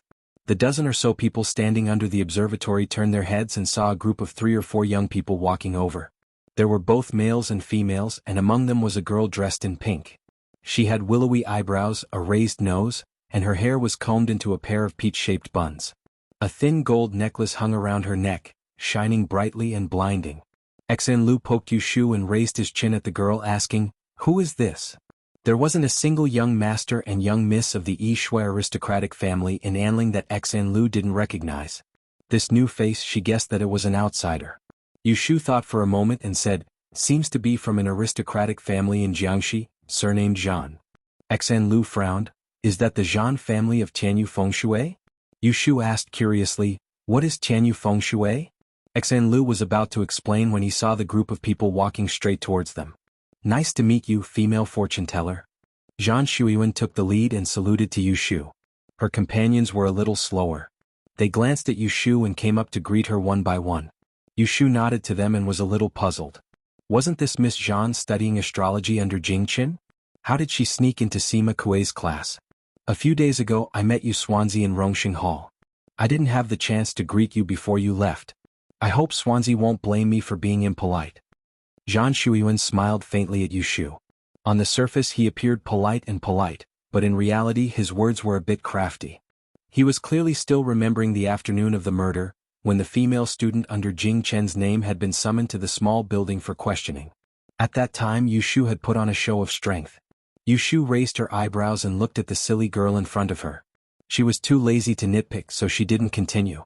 Zhan Shuiyuan got snubbed, so she turned to talk to Xan Lu. "You must be Miss Xan Lu. I heard that you were sick when you entered the school. Are you feeling better now?" Xan Lu smiled at her and nodded, but didn't say anything.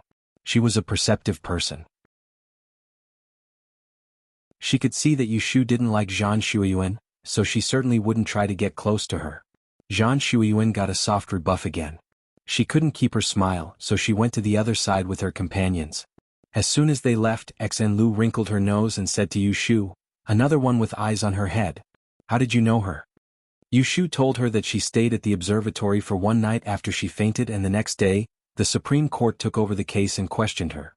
After hearing it, Xan Lu looked at Zhan Shuiyuan, who was not far away, and asked curiously, "Isn't she a student of Academician Jing? Why did she come here to join in the fun?"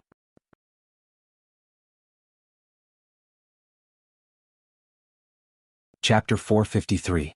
Xan Lu was very popular. After a class, he casually asked around and found out why Zhan Shuiyuan and his group came to Sima Kuei's place. It was said that the day of the sacrifice of the sacred ancestor was approaching.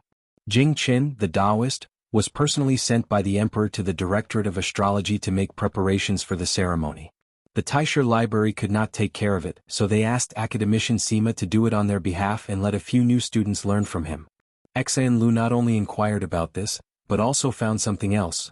"They said that you were recommended to attend the ceremony and were replaced by someone else?" "Yes." Yushu didn't feel much pity about it. She just didn't know who Fang Zijing found later. "Even you couldn't be selected. I really don't know what kind of people they chose." Xan Lu felt it was unfair for her. As the two of them walked out of the gate, Yushu listened to Xan Lu's grumbling while looking at the blueprints given by Academician Sima today. She was familiarizing herself with the instruments on the observatory. When they reached the gate and said goodbye, Yushu mentioned to Xan Lu, "I'm going to go on an outing in a few days. I'm looking for a good place to cool down." "Going out to play?" Xan Lu's eyes brightened at first, and then she said with a sullen face, "I can't do it on the 4th or 5th day of the Chinese New Year. We have a family banquet on the Dragon Boat Festival. No one can be absent."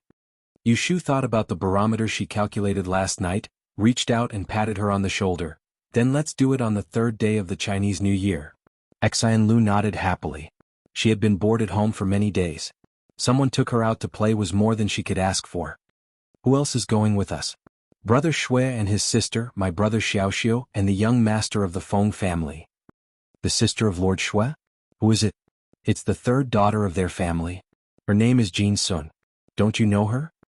Hearing this, Xan Lu's face showed a little strange and she said, "It's her." "Well, what's wrong with her?" "No, nothing." Yushu saw that Xan Lu's face was not right and she was suspicious. She didn't intend to let her fool her. "If you have something to say, just say it. Why hide it from me? If you're like this, I won't tell you the next time I hear any news." Xan Lu pouted and didn't want to talk about it. "It's not a good thing. It's been a long time. It's meaningless to talk about it again. It's better not to talk about it." Yushu glanced at her and turned to leave. Hey, don't go," Xan Lu hurriedly pulled her. Looking at Yushu's, "Forget it if you don't want to say it," look, he was very depressed. Looking around, he dragged her into the opposite tea house. found a private room on the second floor, and sent the waiter away. Then he closed the door and said frankly, "The current empress has no children. You should have heard that the second princess is the legitimate daughter of the empress and has married Qiu Hengji, the eldest son of the grand secretary of the Tao Wenguan. Now there is only the 14th princess by the empress's side, who is only 9 years old. Do you know that there was a 10th princess by the legitimate wife?" Yushu shook her head. She was born in the marketplace and had just made a name for herself. How could she know about the things in the imperial city? She had only been in contact with a few nobles. Although she had Shui Rui, a relative of the imperial family, as a lover, he usually didn't gossip with her. The 10th princess died 3 years ago. It was said that she died of typhoid. Xen Lu leaned forward, half lying on the tea table, and suddenly lowered his voice. But in fact, the 10th princess fell from the Seaview Tower and fell into the water in the middle of winter. After being rescued, she died. Hearing this, Yushu had a vague guess in her heart. She then asked, "Could it be that the death of the 10th princess is related to Shui Jinshuan?" "Not only related.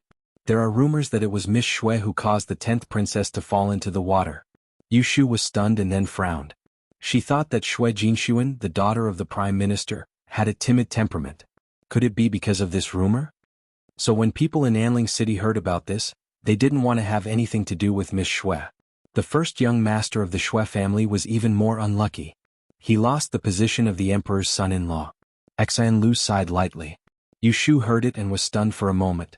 She blinked her eyes a few times and then repeated a few words dryly, "Emperor's son-in-law?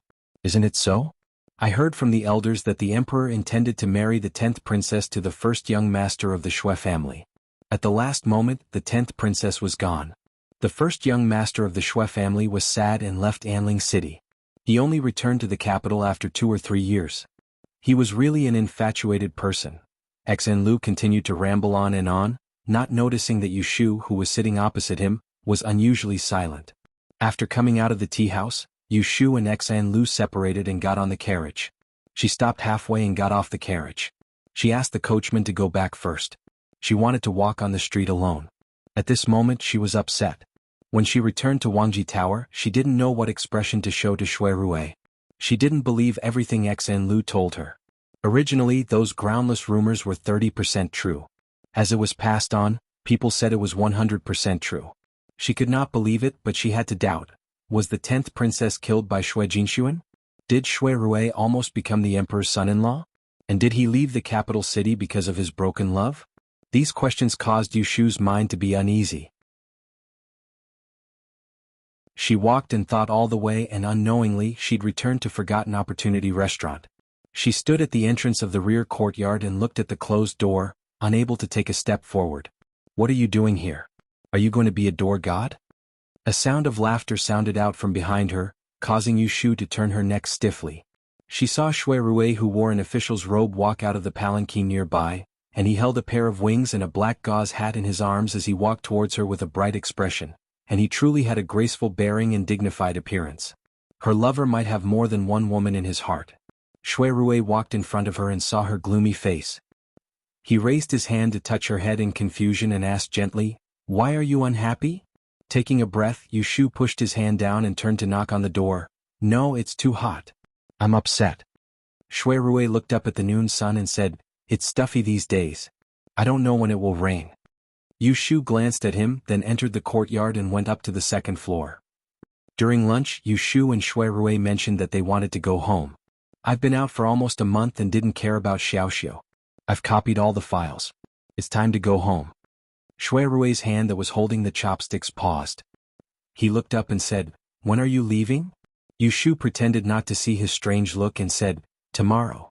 Shui Rui scooped a spoonful of peas and put it on her plate. "You're leaving so suddenly. I really don't want you to leave." Yushu smiled and said, "It's not like we can't see each other. We'll just go home. I can't stay in Wangji building for a lifetime." When Shui Rui heard her speak in a carefree and unrestrained manner, there was not a hint of reluctance on her face. He was secretly distressed. According to his thoughts, it would be best if he could continue spending time with her. This little girl did not have deep feelings for him, so perhaps after she left tomorrow, she would forget about him in a few days. He couldn't find a suitable reason to let her stay for a while, so he had to settle for the next best thing. "Have you picked a good day to go out to play?" Yu Shu bit the chopsticks and said, "On the third day of the new year. I met Xian Lu today and invited her to go out. You tell Feng Xiaomiao in advance." "Okay, we'll go out early on that day. Take your horse. I can teach you and Xiaoxiu how to ride when we go to the suburbs. I've already asked someone to find the way out of the western suburbs." After choosing the day, Shui Rui arranged the specific itinerary. Yu Shu listened to his words, but her mind was somewhere else. On the first day of May, Yu Shu brought a cart of sundries and was sent home by Shui Rui. Zhao Hui hadn't finished her confinement yet and couldn't get out of bed, so she didn't go out of the backyard. She let the wet nurse follow Yu Shu to carry the child out. Shui Rui was well-mannered and gave He Xiaochuan a set of exquisite puppets. After playing with the child for a while, he got up and said goodbye. When he walked to the gate, he looked back at Yu Shu, who was waving goodbye to him. He thought that the monk could run away, but the temple couldn't run away, so he turned around and left with relief. In the afternoon, Yu Xiaoxiu's class ended. When he saw his sister coming back, he was very happy. He immediately turned into a small tail and circled around Yu Shu. Wherever Yu Shu went, he followed. He was teased by Zhao Hui. After dinner, the siblings returned to the room. Yu Shu first looked over Yu Xiaoxiu's homework in Baichuan Academy and asked a few questions. Finally, she told him that they were going out to play in 2 days. "On the third day of the new year, we'll go for an outing and bring little Red along. Your big brother Shui said that he'll take you to ride horses. Are you happy?" Yu Xiaoxiu grinned in surprise. After a while, he asked Yu Shu for praise. "Sister, when you weren't at home, I was the one who bathed and fed little Red. I could only take it for a walk in the yard, causing its temper to become worse and worse. When it sees people, it wants to kick its hind legs." Yu Shu blushed with shame. "No wonder when I came back to the stable to see it, it kept rolling its eyes at me. It seems like in the future I'll have to take it out for a run more often." After not seeing each other for a long time, the siblings had a lot to talk about. During this period, they inevitably mentioned Aunt Shui. Maybe Yu Xiaoxiu heard something from Zhao Hui, but he didn't argue to see her. Instead, he complained a few words to Yu Shu. He complained that Aunt Shui lived in someone else's house without saying a word, which made people worried. Late at night, Yu Shu drove Yu Xiaoxiu back to his room to rest. But she called his attendant Bai Ran out alone and asked him about some things in the school, such as whether Yu Xiaoxiu was bullied, whether he was naughty, whether the teacher was serious, and so on. Bai Ran answered in detail. When Yu Shu was satisfied, he returned to his room and was pulled by Yu Xiaoxiu. He excitedly shared the good news with him. "Aran, my sister said that she'll take us out to play in 2 days. Big brother Shui will teach me to ride horses."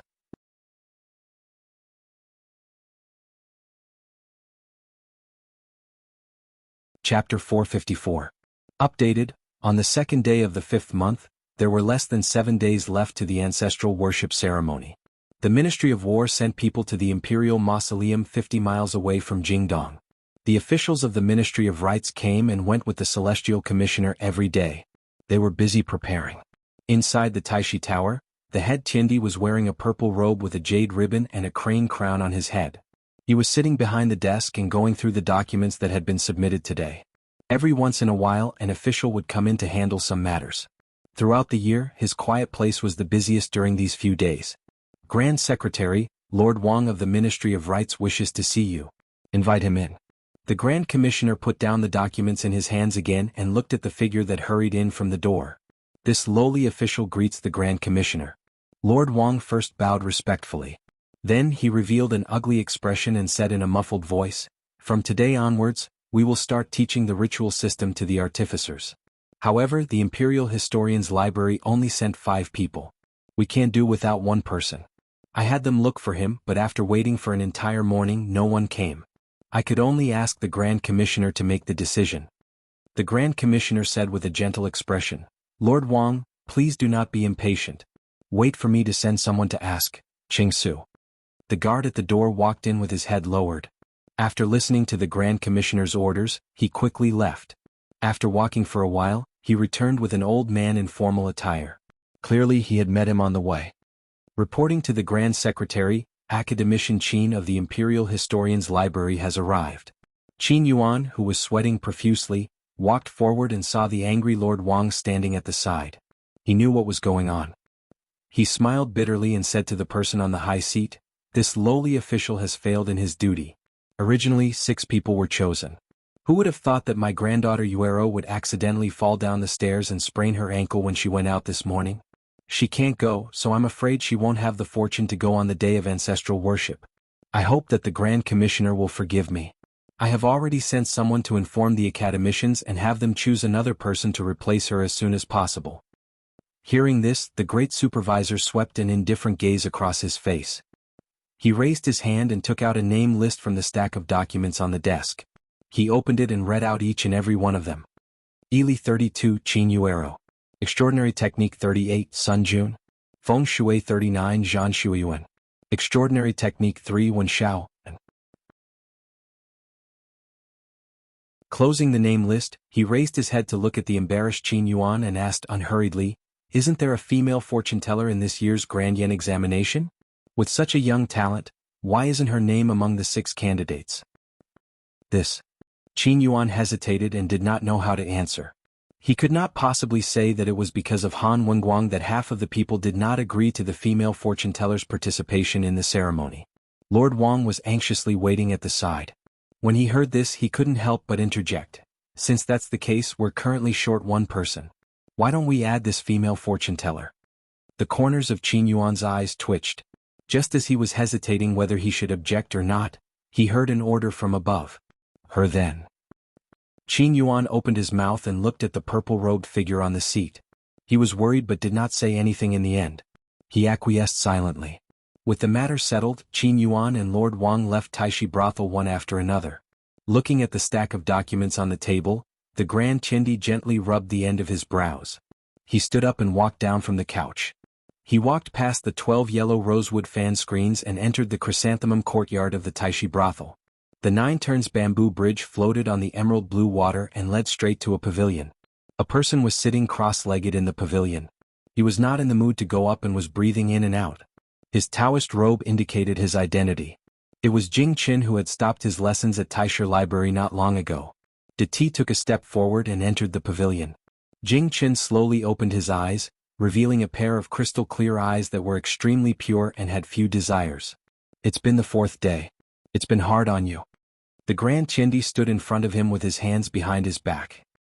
He sighed softly and there seemed to be pity in his eyes. Jing Qin said indifferently, "It's not a problem for me. When I cultivate in the mountains, I stay among the rocks and often don't see anyone for months. In order to find the person who broke my fate, I can even meditate for 100 days, not to mention 10 days. The Grand Chindi looked gratified. He nodded and said, "Your heart is firm. It's a great kindness." Jing Chen's expression changed slightly. He turned his gaze to look at him and said, "Uncle Zhu, can you tell me now, after I find the person who will destroy my life, how should I deal with this tribulation of life so that I can free my seniors?" Zhu Muzhao put his left hand behind his back and drew an arc in the air with his wide sleeve. He bent down and raised his right palm to gently touch Jing Chen's shoulder. He said, "It won't be too late to tell you when that day comes. Just wait patiently." Jing Chen looked away and did not pursue the matter. He was indifferent, as if it had nothing to do with him. Zhu Muzhao looked at a pair of white cranes flapping their wings on the water in the distance. He quietly accompanied him for a while before returning to the building to deal with the unfinished business. Yu Shu stood in front of the stable and fed Little Red grass. She was absent-mindedly thinking about the divination she made in the morning after she packed the things for tomorrow's trip. She was worried that there would be an accident. She was getting more and more familiar with the 6 lines. Until now, she could have a 40 to 50% accuracy. Judging from the divination, they could not travel tomorrow. Yu Shu muttered in her heart.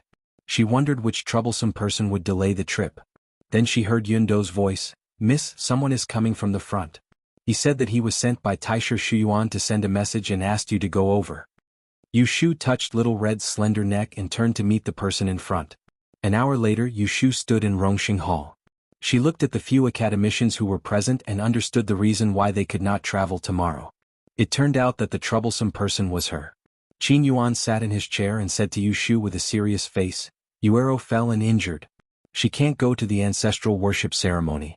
After discussing with several academicians, we have decided that you will replace her. Go back and prepare as soon as possible. Then take the official seal to the Ministry of Rites and find Lord Wang." After listening to this simple explanation, Yu Shu almost laughed out of anger. What was going on? That day in Rongxing Hall, a group of people pulled her down with an abacus. Now that there was a mistake, they wanted her to make up the number.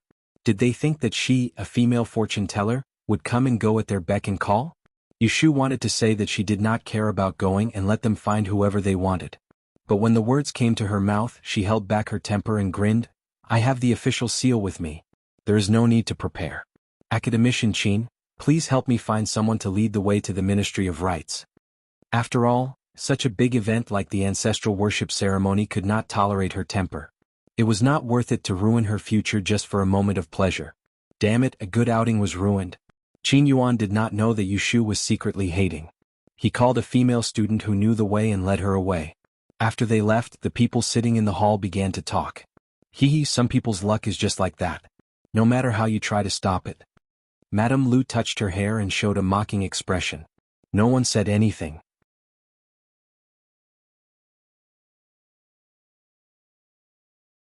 Chapter 455. After walking around for a while, Yushu still managed to sneak into the ancestral worshipping ceremony group. Even though she was reluctant, there was no reason for her to reject an opportunity that was presented to her. She comforted herself and calmly went to the Ministry of Rites to report. The Ministry of Internal Affairs was at the foot of the Imperial Palace, not far from the Celestial Commissioner. When Yushu found Lord Wang, the sun was about to set. There were only 4 or 5 people sitting in the meeting hall. They were all students of Taisha Library. Yushu glanced over and saw Wen Xiao, and sitting in the corner. After a short surprise, she realized that he was probably the person who replaced her. What a coincidence. Wen Xiao, and entered Taisha Library using one of the places she squeezed out. He participated in the ancestral worship ceremony and became her candidate again. Wen Xiao, and also saw Yushu who had just walked in. He was stunned for a moment and then stood up and nodded to her. No matter how the other students felt when they saw Yushu coming back, Lord Wang of the Ministry of Rites was very happy. The 6 people holding the instrument were finally all here. After Lord Wang and Yushu greeted each other, he asked the registrar to bring the flower register and stamp Yushu's seal on it. He gave her a thin booklet and turned to the young people who came to the Ministry of Rites this morning. He said, "You'd better memorize the etiquette rules when you go back. You don't have to come tomorrow. 3 days later the dress will be made. The Celestial Commissioner will arrange for you to stay in Huajin Garden outside the Imperial Mausoleum. You can see the instrument then." After that, he hurriedly led Yushu to the administrative department to find a tailor to measure her. Watching them leave, Zhang Shuiyuan pulled the booklet in his hand hard and said to himself, "Why is it still her?" When Yushu came out of the Ministry of Internal Affairs, it was already dark. Because only official horses were allowed to pass on the main street, Lu Zhong was waiting on another street with a carriage. Before Yushu walked far, she heard someone calling her from behind. As soon as Yushu turned around, she saw Shui Rui standing on the steps of the gate that she had just walked through. It was obvious that he had just come out, and there were 2 officials following him. Seeing that it was her, Shui Rui briefly bade farewell to the 2 assistants. He picked up the corner of his robe and walked down the doorstep. In a few strides he arrived in front of Yushu. "Big brother, why are you here?" Yushu asked first. She had returned home from Wangji Tower the day before yesterday. Including today, she hadn't met Shui Rui for 2 days. "I'm here for business," Shui Rui brushed it off and asked her, "What about you? Why did you come to the Ministry of Rites?" Speaking of this, Yushu was filled with anger. She held her forehead and told Shui Rui about how Qin Yuero had sprained her ankle and couldn't walk. When Shui Rui heard this, his eyes flashed and he said, "So there's such a thing. You got a bargain." Yushu said unhappily, "What bargain?" "He clearly asked me to make up the numbers." She then sighed and said proudly, "Fortunately, we're only leaving in 3 days. Tomorrow we'll go out and play as usual." Unexpectedly, Shui Rui shook his head and said, "Since there's business, don't think about running around. There are only a few days left until the sacred ancestor worship ceremony. If anything goes wrong, there will be trouble everywhere.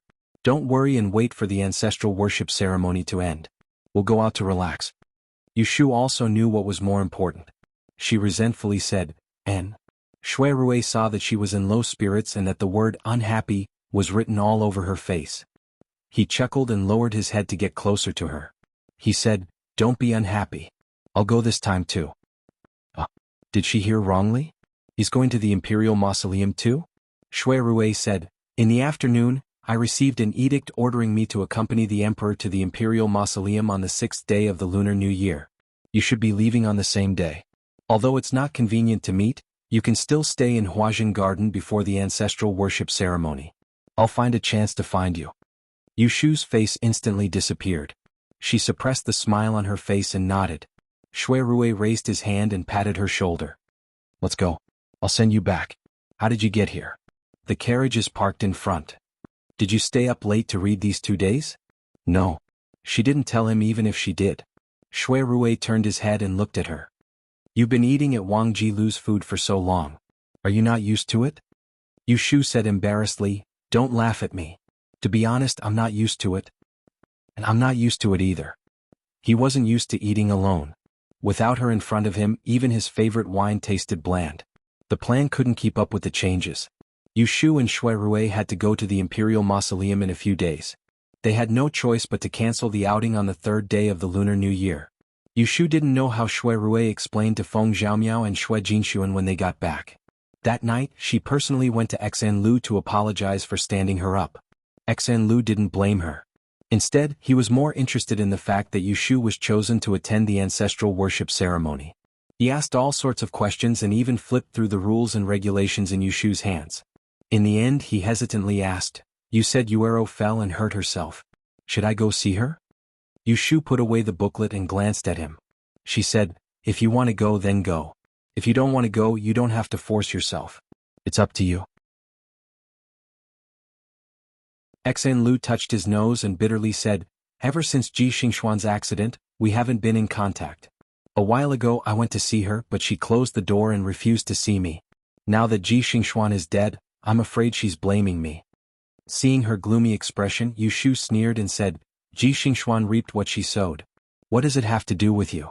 If she really doesn't want to see you because of this, it's better if you don't use your hot face to stick to her cold butt. If you really want to get to the bottom of it, even if I killed Ji Xingxuan, it's not your turn to steal the credit. Towards Qin Yuero, this person, Yushu didn't have any good or bad feelings towards her. She helped Ji Xingxuan hide the note, so Yushu could still praise her for being righteous. However, because Xan Lu revealed this matter, it caused Ji Xingxuan's miserable end.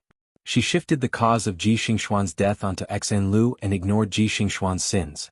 This kind of person wasn't worthy of her eyes. When Xan Lu heard her vulgar words, her face reddened, but her heart felt much better. She looked at her reproachfully and said, You're too blunt with your words. I won't let her close the door, that's all. Yushu lightly snorted and picked up her teacup to take a sip. She turned her head and said, After a while, I'll give you something good to play with. What is it? You'll know when the time comes. Xan Lu's attention was diverted by the something good Yushu mentioned. However, no matter how she asked, Yushu wouldn't tell her. After finishing the tea in her hand, she patted her butt and left. When she got home, she still had to coax Yu Xiaoxiu. That child knew that his plan to go on a trip was ruined and would definitely be disappointed. However, he was sensible and wouldn't throw a tantrum. In the next few days, in addition to memorizing the booklet issued by the Ministry of Rights, Yushu took out a thick notebook that recorded various cases and started to fix her law of the time of calamity bit by bit. During this period, she was summoned by the Celestial Commissioner once. He told them to go home and pack their luggage.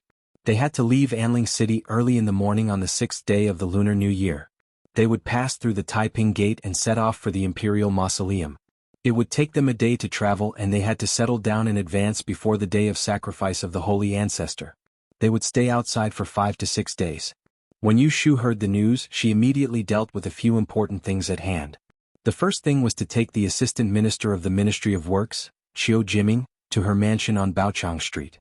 She let Zhou Hu and Song Dali, who were guarding the mansion, know each other and entrust the repair work to Qiu Jiming. In addition, because she was short of money, she owed the 1,000 taels for the construction work. Then, while it was still early, she took Yun Do to the small courtyard in the west of the city to see Aunt Chui and ask Xiang Sui. She knew that Aunt Chui had been very obedient these days, so she left her this month's money for firewood and rice. In addition, she gave 2 taels of silver to the old woman who was cooking, so that they could keep an eye on each other and no one could have any evil ideas.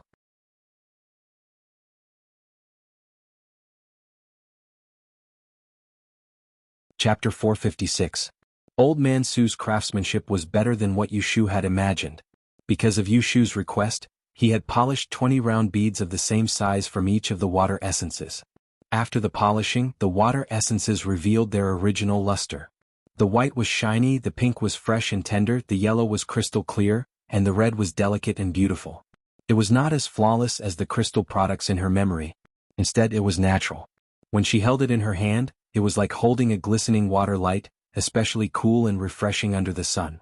Yushu was very satisfied with Old Man Su's craftsmanship and praised him generously. Old Man Su, who had always been proud of his craftsmanship, couldn't help but feel proud. He gave her an idea. "Mr. Yu, if you want to string these water essence beads together, it will look clumsy if you use ordinary silk thread, and the color will show through the holes. Why don't you use gold and silver thread and let a skillful embroidery girl weave it before using it?" Yushu expressed that she had learned a lot and left 100 taels as a reward. She let Old Man Su polish the rest of the water essence stones and collect them after a month. After leaving Old Man Su's small workshop, Yushu first went to Wangji building. She scattered all the 80 water essence beads in her hand in the feng shui pond on the courtyard to raise them. She told Xiaoqing and Xiaodai to change the spring water every 2 days, and they would only be effective after 7 days. In the blink of an eye, it was the day of departure. Yushu was woken up by Yun Do before dawn. She cleaned up and was called by Zhao Hui to remind her of some things when she was outside. Finally, she was sent to the carriage by Yu Xiaoxiu to go to the Celestial Commissioner. Early in the morning, the Celestial Commissioner's gate was full of people and carriages. Yushu saw many unfamiliar faces, most of them were men and there were only a few women. They were all wearing the special official uniform of the officials. The clothes were simple on the top and plump on the bottom. They were like famous officials walking out of the way in Jin Dynasty paintings, shining with style and bright clothes. After everyone arrived, there was a person in charge who counted the name list. Then they boarded the carriage and went to the foot of the imperial city to meet the other people. Outside the city walls, there was a sea of people, 1 supervisor, 2 stations, 3 temples, 6 departments, all sent people to accompany the emperor and see him off. During the annual ancestral worship ceremony, the high-ranking officials of the Celestial Commissioner's office turned out in full force. Even the great headmaster of the Tongxiang Marquis was present. This group of people formed a circle and paid their respects to each other. The great headmaster of the Tongxiang Marquis was dressed in a purple robe and was surrounded by the crowd. He fully deserved his peerless talent. He was like a moon surrounded by stars. Every move he made attracted countless envious gazes. When the Son of Heaven came out, the horn sounded. Someone took the lead and a wave of worshipping voices rang out. Yushu and the others followed suit and knelt down. They secretly raised their heads but could not see the emperor's entourage clearly. They could only see a mass of bright yellow moving slowly in the crowd. When she boarded the carriage again, it was already an hour later. Yushu's forehead was covered in sweat from the morning sun. She sat uncomfortably in the carriage arranged by the Celestial Commissioner. In the same carriage were the students chosen by the Taisher Library to attend the ceremony. The carriage was very spacious. There were 6 people, 3 men and 3 women. They deliberately sat separately. When Yushu got on the carriage, she was a step late and sat at the door. No one let her sit. After all, after leaving the Taisher Library, she was indeed not as precious as a young lady from an aristocratic family. Along the way, Yushu did not talk much with the 5 people. She had always been a person who ignored people if they did not get close to her. Moreover, she did not feel that there was any need to make friends with the second generation of the aristocratic families in the carriage. Except for Wen Xiao, and she already knew him. Like Yushu, Wen Xiao, and sat quietly by the window and played with an octagonal compass. The other 4 people were talking and laughing, vaguely forming a small group. It seemed that Zhan Shuiyuan from the aristocratic family in Jiangxi was the center. Speaking of Zhan Shuiyuan, it reminded Yushu of the Tianyu feng shui that Xian Lu told her. The ancestors of the Zhan family lived in Anya and Jiangxi. It was said that the ancestor hundreds of years ago was the descendant of the founder of Taoism, Zhang Daoling, Celestial Master Zhang. Because he entered the secular world to cultivate, he could not bear the loneliness of the secular world, so he started his own family and changed the surname Zhang to Zhan. The Zhan family was different from the 2 aristocratic families, Wen Qinbei and Xia Jiangnan, which rose 100 years ago because of the protection of Ez. They were an old-fashioned family of feng shui and had a very high reputation in the local area. It was said that they were a little afraid of the emperor, but the common people along the Yangtze River might not know who the current emperor was, but everyone knew the name of the Zhan family. And this Tianyu feng shui, was a secret ancestral skill of the Zhan family. Any direct descendant of the Zhan family who was born at 8 years old and had excellent talent would be passed to Tianyu to practice the secret skill. With this skill they could predict good or bad luck and would always be successful. And Zhan Shuiyuan was such a direct descendant who had a Tianyu, so she could stand out among the geniuses in the Taisha library. Yushu was a little interested in this Tianyu divination tool, but when she looked at Zhan Shuiyuan, she did not find any special jade on her. It was dozens of miles from the capital to Huazhen Garden. They set off in the morning and arrived in the evening. Everyone got off their horses and alighted, and according to the order of the line, they entered the garden. Huazhen Garden was actually a summer mountain resort. It was next to mountains and rivers and the scenery was beautiful. Yushu and her group of 6 were arranged to stay in a summer courtyard in the west wing. There were 2 rows of north and south and there were exactly 6 rooms. The 3 male students stayed in the front courtyard, and the 3 female students stayed in the back courtyard. No one was in the way of the others. But when it came to choosing rooms they encountered some trouble. Zhan Shuiyuan and the other 2 girls had agreed to stay next door, and they were the first to choose 2 rooms with good lighting. Yushu had no intention of fighting with the 2 girls, so she carried her luggage into the remaining room in the west wing. But after she checked the doors and windows and made the bed to rest for a while, just as she laid down, someone knocked on the door. Dong dong dong. You Swansea. Yushu frowned. She waited for 7 or 8 calls from outside, each louder than the last, before she reluctantly got up to open the door. She saw Zhan Shuiyuan and another female student standing outside. What is it? Zhan Shuiyuan smiled apologetically at her and said, let's change rooms. Why don't you go to the room in the east wing? I won't change. Yushu was not so easy to talk to. Without asking, she was about to close the door. She had sat in the carriage for a day and didn't eat much rations on the way. Her whole body was uncomfortable, and she was too lazy to even take a few steps. How would she want to move? Wait a moment. Zhan Shuiyuan raised his hand to stop the door, and a trace of displeasure flashed in his eyes. He patiently discussed with Yushu, Yunyun's 8 characters are of the fire element, and she is most afraid of the wind. The room in the east wing has too many windows and it's not suitable for her to stay there. It's just changing rooms with you. Swansea won't be so petty, right? The Yunyun that Zhan Shuiyuan spoke of was the other young miss who was traveling with them, from the Chui family of the 12 prefectures in the capital.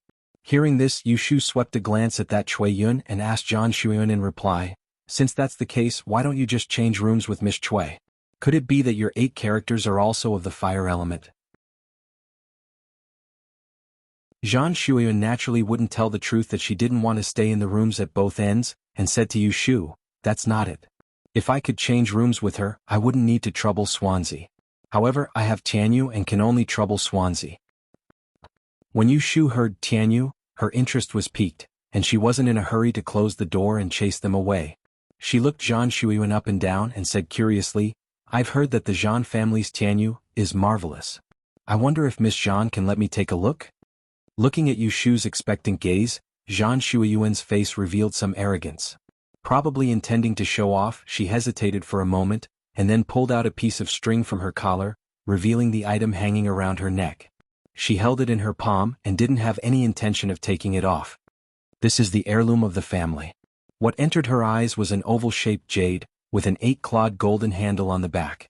Its surface was dark green and at first glance, it didn't look any different from ordinary jadeite, except that the color was much more intense. Yushu stared hard at it a few times, but couldn't find anything strange about it. Zhan Shuiyuan then lovingly hid it back in front of her chest. She didn't know if it was an illusion, but at the moment she took it back, Yushu seemed to see a strange red light flash across the jade. Then I'll have to trouble you Swansea to change rooms. Zhan Shuiyuan raised her chin lightly with a delicate look that said, You've seen my stone, so you should listen to me. Seeing this, Yushu secretly sneered. She felt that it was meaningless to argue with a little girl, so she nodded and agreed. She was not sure about her horoscope, but there were not so many bulsh *t taboos. It was the same no matter where she slept. Besides, the Luyao divination last night reminded her to be careful of villains on this trip. Zhan Shuiyuan was obviously a narrow-minded person. As long as she did not offend her, it was not worth it to give way. Yushu turned around and went to get her luggage. The 2 girls stood outside the door. Chui Yun held Zhan Shuiyuan's arm and said with a hint of flattery, Shuiyuan, you're so nice. Without you, I don't know what to do. Then she whispered in her ear, "This female fortune teller has always been arrogant, but she doesn't dare to go against you. You have a way." Zhang Shuiyuan proudly smiled and looked at the room with a trace of disdain. She thought to herself, she's just a fortune teller. How can she be compared with an aristocratic family with a deep foundation like theirs? At most, she will marry into an official family in the future. She won't even be able to enter the Celestial Commissioner's office. No one knew whether it was intentional or not, but Zhang Shuiyuan ignored Yushu's identity as a fortune teller. She was also the Hide One of this year's Dian Wonder technique. Because of the grand ancestral worship, half of the high-ranking officials and nobles in Anling City lived in Huajin Garden, waiting for the 9th day of May. Therefore, a team of Yulin royal guards was sent to guard the garden. It looked calm inside and outside the garden, but in fact, it was heavily guarded. The status of the few students from the Taisher library was obviously not high enough. They were not qualified to bring maids and servants with them. They all traveled alone, so after they settled down, they drank tea and fetched water. There were only 2 maids in the courtyard to serve them. It was time for dinner, but no one cared about them here. They couldn't walk outside the courtyard casually, so they could only wait for someone to deliver their food. Zhao Hui prepared a box of pastries for Yushu, but Yushu was sick of eating them on the way. Her appetite had been trained to be picky in the Forgotten Opportunity building, so every meal had soup, rice, and oil. Otherwise, she would not be able to swallow them at all. Looking at the dark sky outside, she stuffed 2 mouthfuls of pastries into her mouth. She was so hungry that her head hurt. At this moment, she was worried about whether Shui Rui, who was accompanying the emperor, was also hungry. Just when she was about to go out and ask when the food would be delivered, Cui Yun called her to eat in the tea house. You're tuning in to the Han Li's Wuxia Chronicles YouTube channel. We're so grateful for your support, and don't forget to subscribe to join us on this incredible journey through captivating stories. Your generosity through donations truly makes a world of difference, as it's the primary source of revenue that allows me to expand and enhance this channel for you. Thank you from the bottom of my heart for being a part of this adventure.